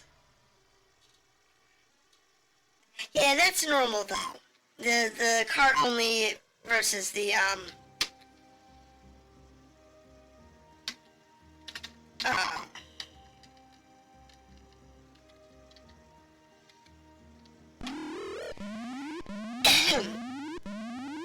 A complete inbox is often somewhere around twice the price.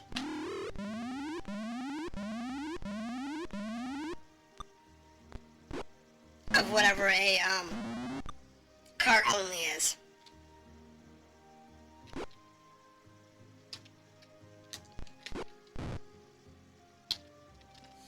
So I'm not surprised about that, to be honest. Trust me, there's some games that I've got that are outrageous. You know,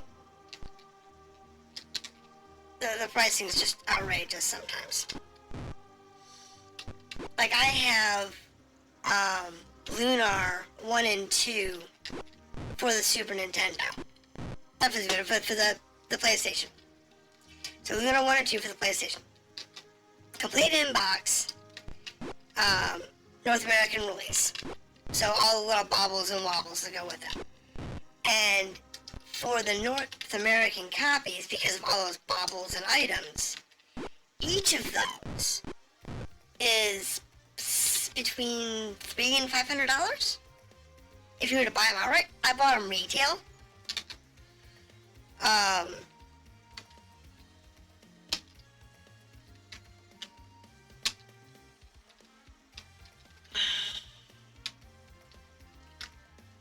Take that. Use it.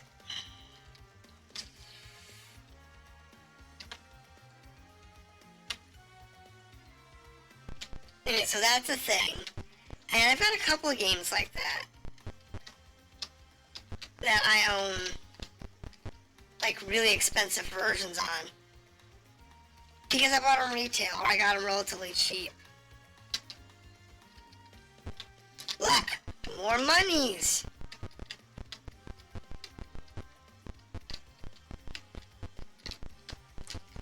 Like, I need more monies.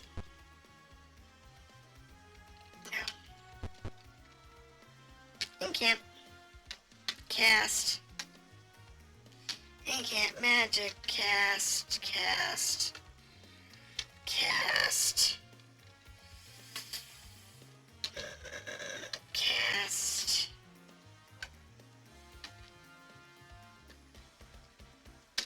But I have... Some of my collections are kind of nuts. Like, I have, the Dot Hack series for the PlayStation 2. And I have a full European, a full North American, I'm sorry, a full Japanese, a full European.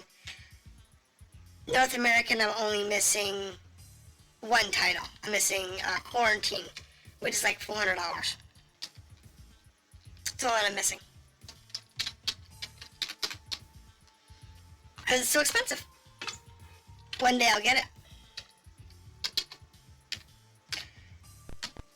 But at the moment, I'm saving up for that trip, as you can see above my head.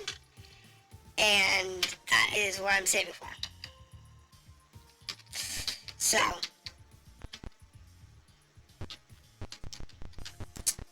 while I do want to get Quarantine, it has to wait until after I can pay for that trip. Sorry. I can't help with the ads.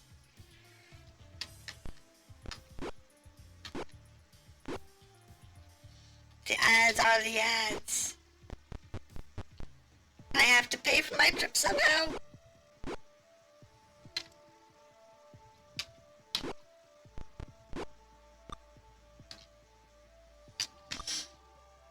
It's just the way it is. I apologize. Oh my goodness.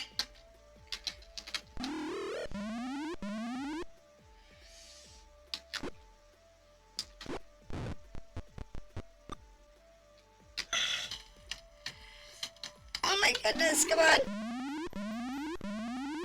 Oh, good. Okay, I think we got them all now.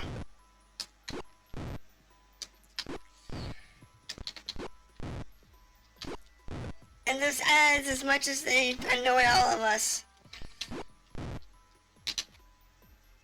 Will help. Not necessarily a lot, but they will help.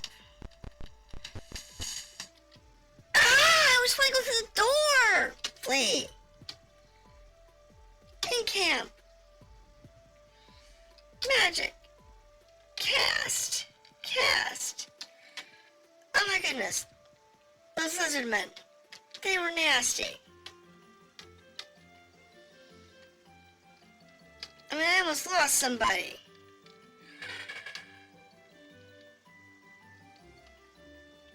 Alright. Memorize.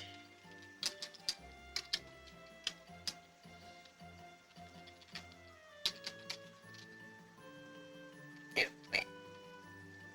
Memorize. No. Okay, so no, we're fine there. These two used to evolve their spells.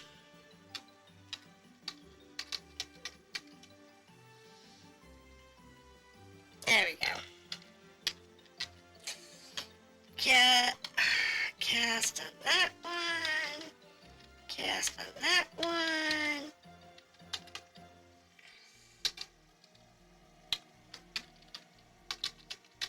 There we go. So now we're good. So the library. We couldn't do this one previously because we didn't have knock spells. Now we have knock spells. So the library is one that we haven't gone into. There are a couple of rooms of interest in here. So I'll kind of go through those. First we need to knock our way in. Knock. Now inside the library, we can rest wherever we need to, so we don't have to worry about that. We always want to be in search mode in here, because there's so many areas that can drop stuff. So we are to the first research room. And this one is the old shelves, moldy books on the shelf, sign over the door, entrance reads, rhetoric. And basilisks. Combat. Oh crap. Can I sleep these guys? Cast, old person.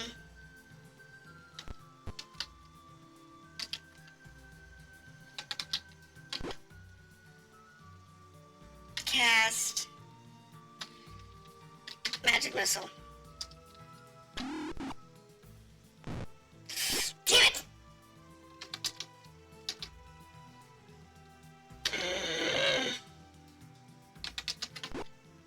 I even bought the damned mirrors.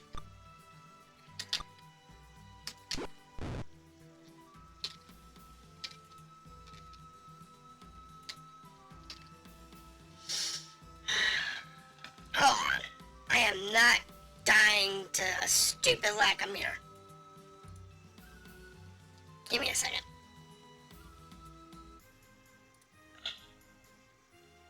Reset that. Because that was just me being silly.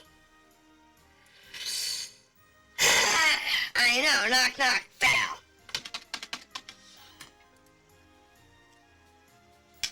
Load A.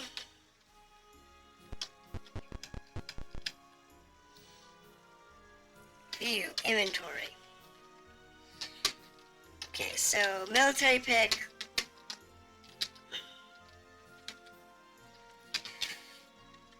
The problem with the mirror is you lose your shields. So for those characters that have shields, you gotta ditch the shields. It is unfortunate, but quite necessary.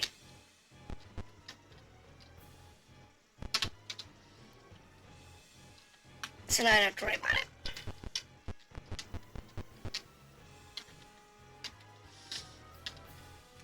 We can bless.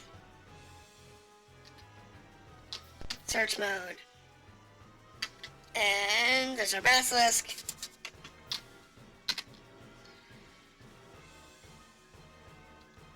Delay.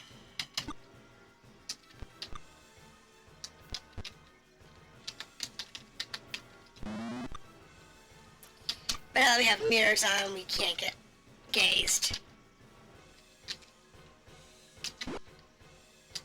And that's the important part. Not that he even got a chance to attack.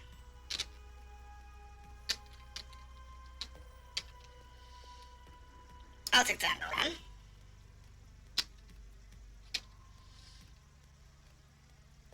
Okay, so that's Cloak of Displacement. So take the cloak, cleric scrolls, and you can take the 2 potions.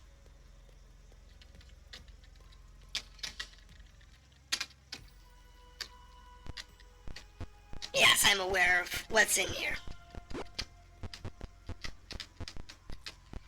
Now I just have to go through this particular search pattern.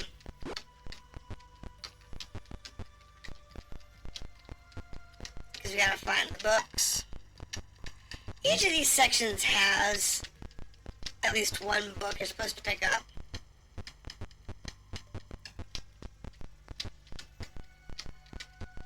It's annoying,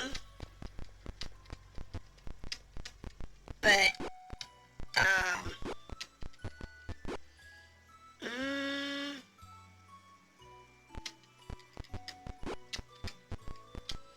I may be wrong on this particular room. So let's go to the next room, which is going to be mathematics.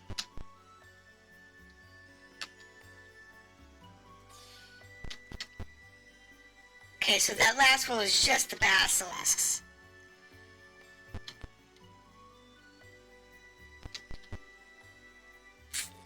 There wasn't any books in there, because it wasn't doing this last time.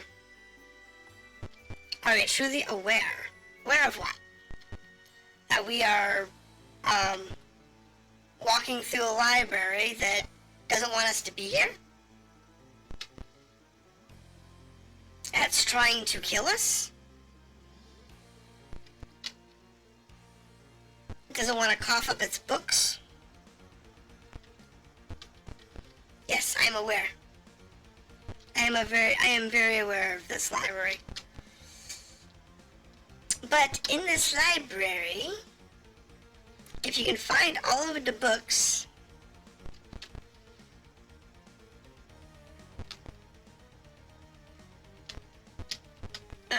this one may not have any books in it. That's a possibility, because not all of the library shelves have books. So that one doesn't have books, that one probably doesn't have books. So this is the next library section, which is history.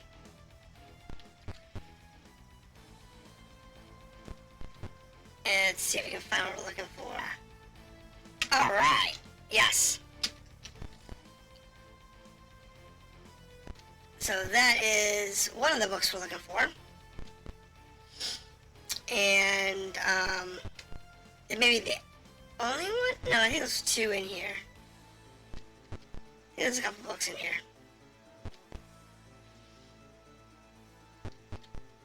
Because we got the Lex book. I think there's like a history of book. Which one's this one here? History of the North. That's it. That's what we're looking for. And there might be one more. Yeah, I thought it was a history book of like the Sword Coast or the North or something like that. Something like that. But, there we go, yes.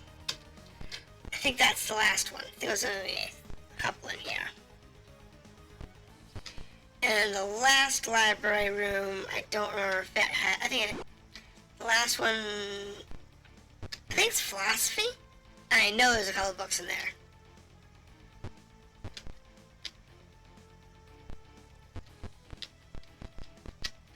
So, because they're looking for history books, philosophy books, books on magic, and so on and so forth. So, we have to make sure we get all the books out of here. We've got 3 of them so far. And this one I think's got 2 books in it, or 3 books in it.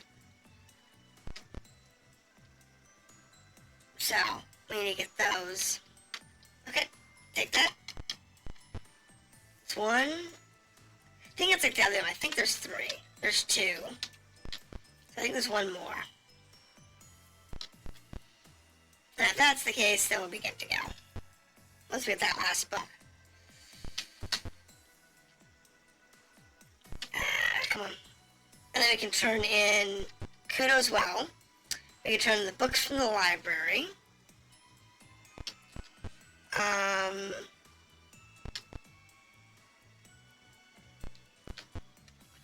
Maybe it's just the 2? Okay, maybe it's just the 2.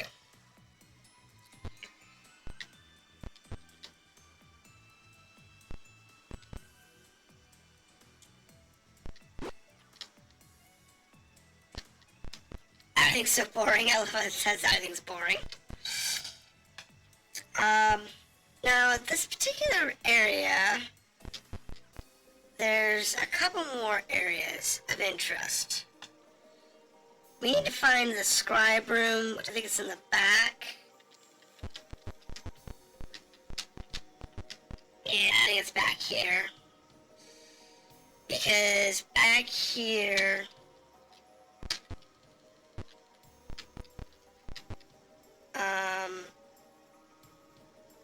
partial of the floor, yeah, we're aware. I think it's this room I want to go into. Ah, cobalt.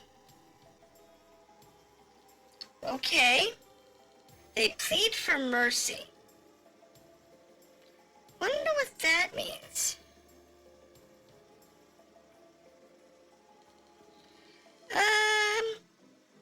Should I be nice?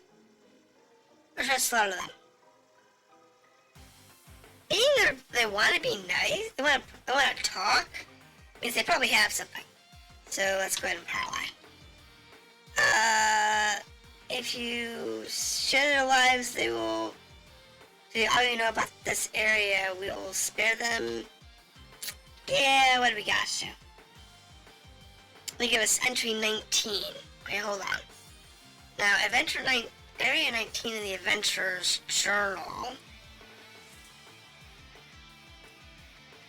Is that a story block, or is that just or is that a map?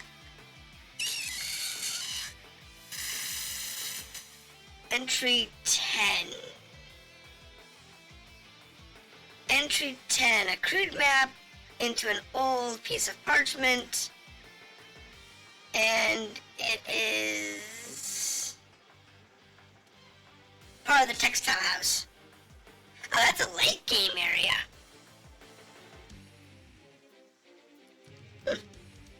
That's a late game area.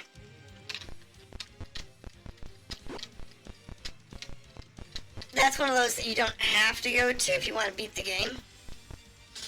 But it's usually recommended to do.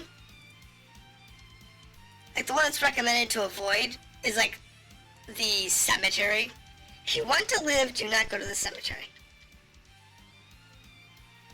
I know, it's scary, right? This guy can die.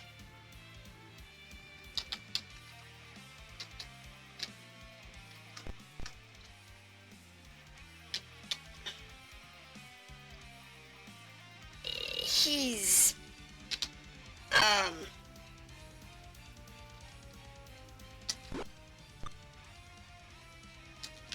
actually quite a decent character. But there he goes.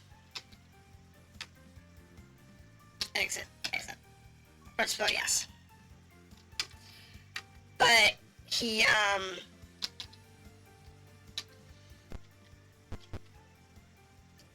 a psychopath, and he'll turn on you at some point. So you don't want to. Is he a book? Take it. Sure. Yes. Take. Manual. Take.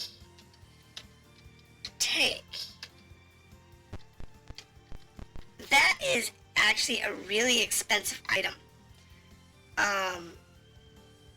It like raises a stat point if I remember correctly.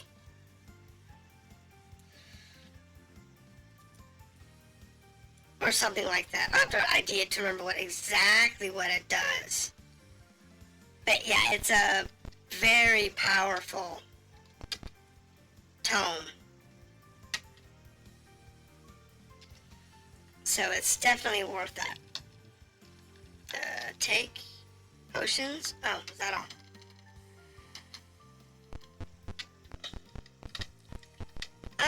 No magic user scrolls. I was expecting magic user scrolls in here.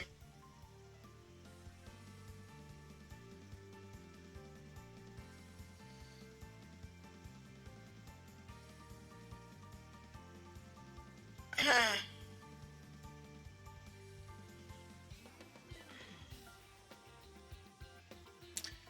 Let's see now. Is it? Are we done in here? Or is there one more room? I think there's one more room. I think this room. Ah, here it is. This is the swamp garden. This is like the one room you can't sleep in.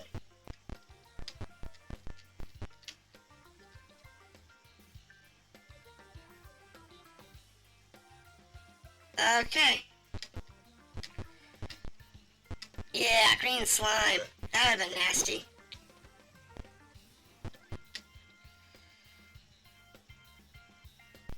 Okay.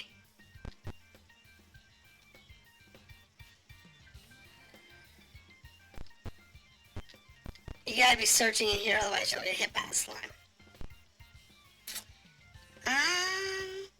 Yeah, I think this room doesn't have squat in it.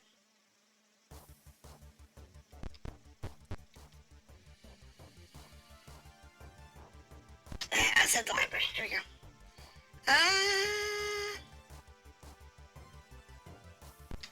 So I think the last thing now is to leave. But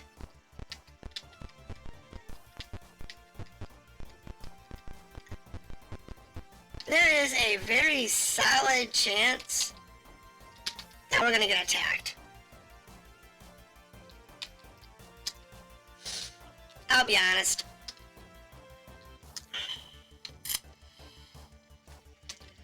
There's a real solid chance that we're gonna get attacked on the way out.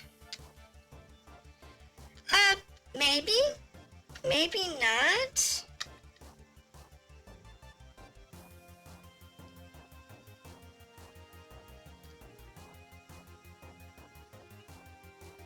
But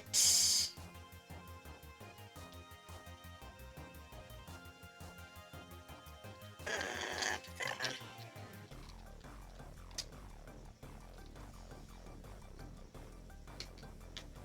Alright. Cast. If we do get attacked, I want different spells.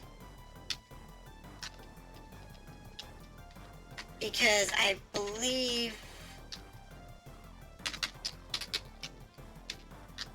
what's going to attack us is not, it's going to be a higher level. Based on the basilisk in this room, I think it's going to be a higher level. So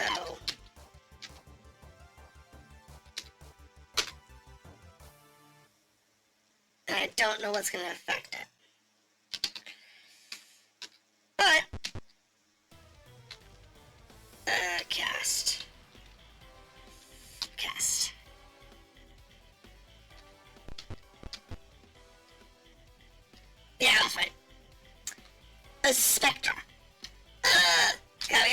happens. Mirror's not going. Oh, it doesn't matter for him. Cast magic missile. Cast.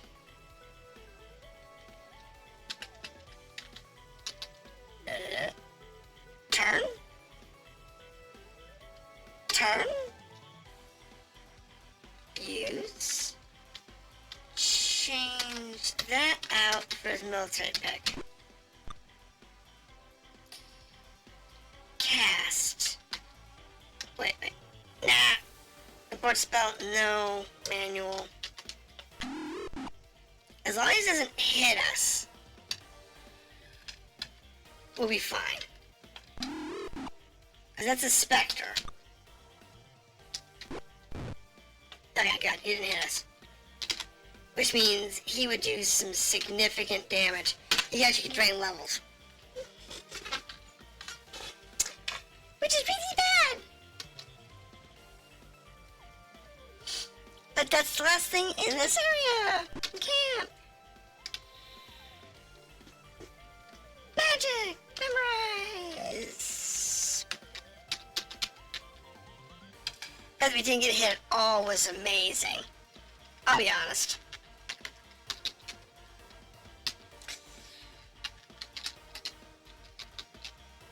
I expected to get hit at least once by that specter.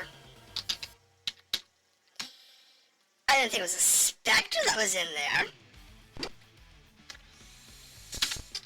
But it was definitely not what I was expecting. Alright, so we are good on this area, which means we're done with the books, we're done with Kudo as well. Add more things for people to spend. I know, I haven't gotten that far. That's like this week's project, is to look into something that y'all can spend points on. That's like this week's project for why I'm on holiday, when I'm not online.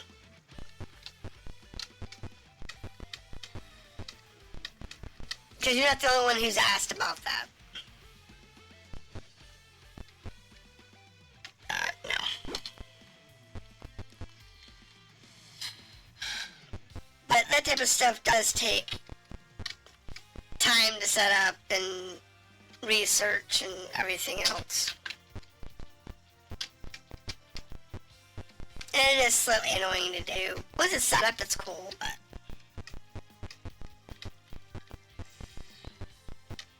it's definitely a thing that has to get set up, and I just haven't. I haven't done it, but I don't know what to do with it. You know, I mean, a lot of people will do, like, throw stuff at me or whatever, and yeah, that's cool. I guess I could do that. Look into that.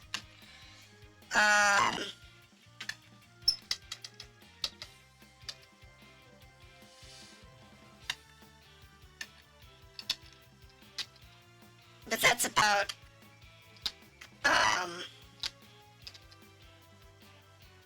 the other thing I know to do with points.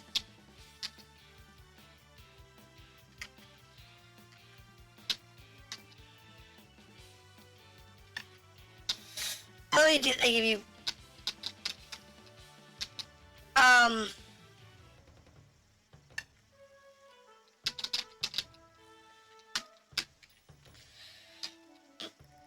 okay, at least we'll get rid of the coppers.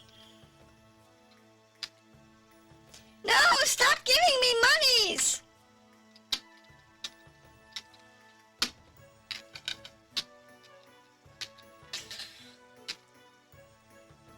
I don't have room.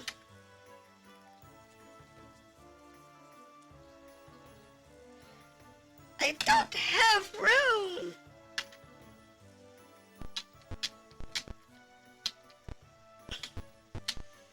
I am full. Because I forgot to go shirk my responsibilities here. Train, train, train. Yes. Train, train, train. Begin adventuring. Yes. Train, train, train, train, train, train. Begin adventuring. We got a level 5 cleric. That actually counts for a lot. That's really useful. And once we're done here, that will be it for tonight. So we've actually made some serious progress, which is fantastic.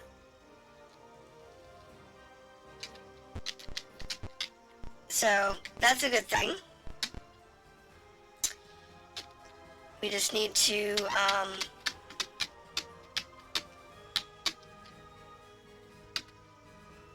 finish the slums and actually do something with this money. I mean, honestly, what do you do with all this cash? You just go here, you buy arrows, or darts, or whatever. What we do want to do, though, is, we're pooled. How much money do I have? I have 3,000, so what I can do, sure, is, cast detect magic. Yes. Cool. View items. And then, ID.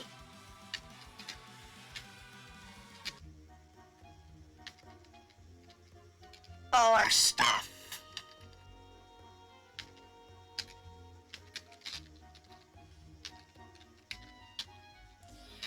I got these potions, start that manual. Bodily health. The bodily health manual. I forget what that one does.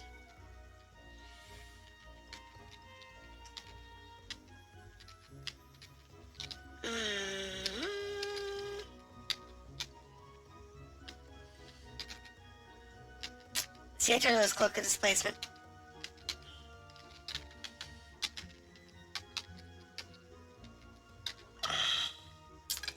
As we have all this cash, it's like a no-brainer at this point to just ID everything we own that's not nailed down. Like this longsword, I'll leave it on him for the case we have to run into things that might be able to turn us to stone. And he's good. She's good. Him. Potion of healing, extra healing, giant strength, manual of bodily health. That's like a permanent constitution bonus.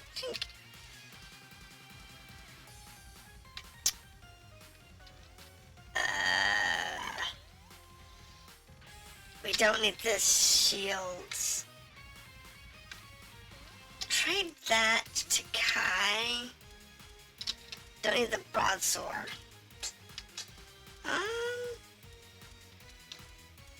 The broadsword is 2d4 plus 2. What's that scimitar? Alright, trade that to Kai. I only can use that anyway. So his current weapon is the military fork, which is 1d8 plus 3. Which is a plus 2 weapon, which really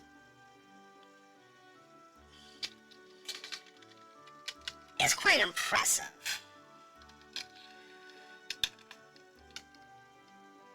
One d8 plus 2.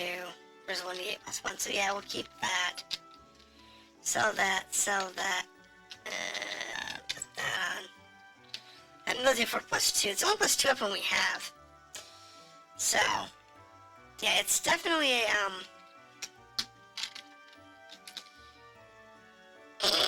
I did all that IDing, and then I still left the trash, and then we came back.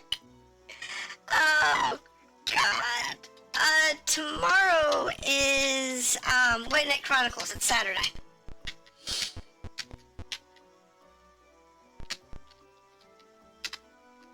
Now, next weekend, I will be doing something, different.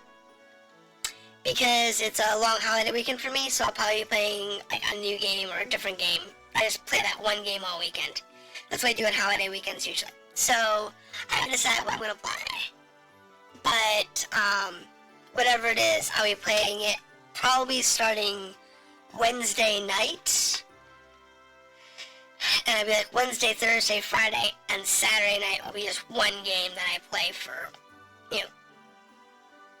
2 to 4 hours all weekend. And I might, depending if I decide to do shopping, this, in the mornings or whatever, I may or may not have time to stream during the day. I don't always. So, that's the thing. Pool. And what we want to do here is, buy items. What do we have? We have 3,000 platinum. Buy. Can I buy an emerald brooch? Oh my goodness.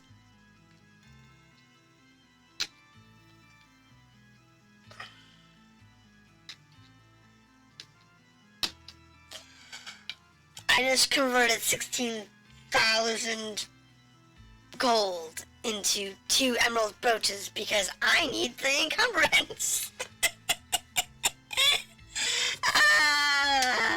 That's the day. Okay, so like I said, as normal, I start between 8 and 9 o'clock Eastern. Tomorrow will be White Knight Chronicles, and we'll come up with something new for the weekend just to play some long game. Either I haven't played in a while, or I'm not currently playing. Keep posted on Twitter, and you will see what I have planned when I know what I'm doing. And I'll post it somewhere. So again, thank you for dropping in. I greatly appreciate it. And I look forward to seeing y'all come back for either more of this or more of whatever else I'm streaming, because, there's always something new going on.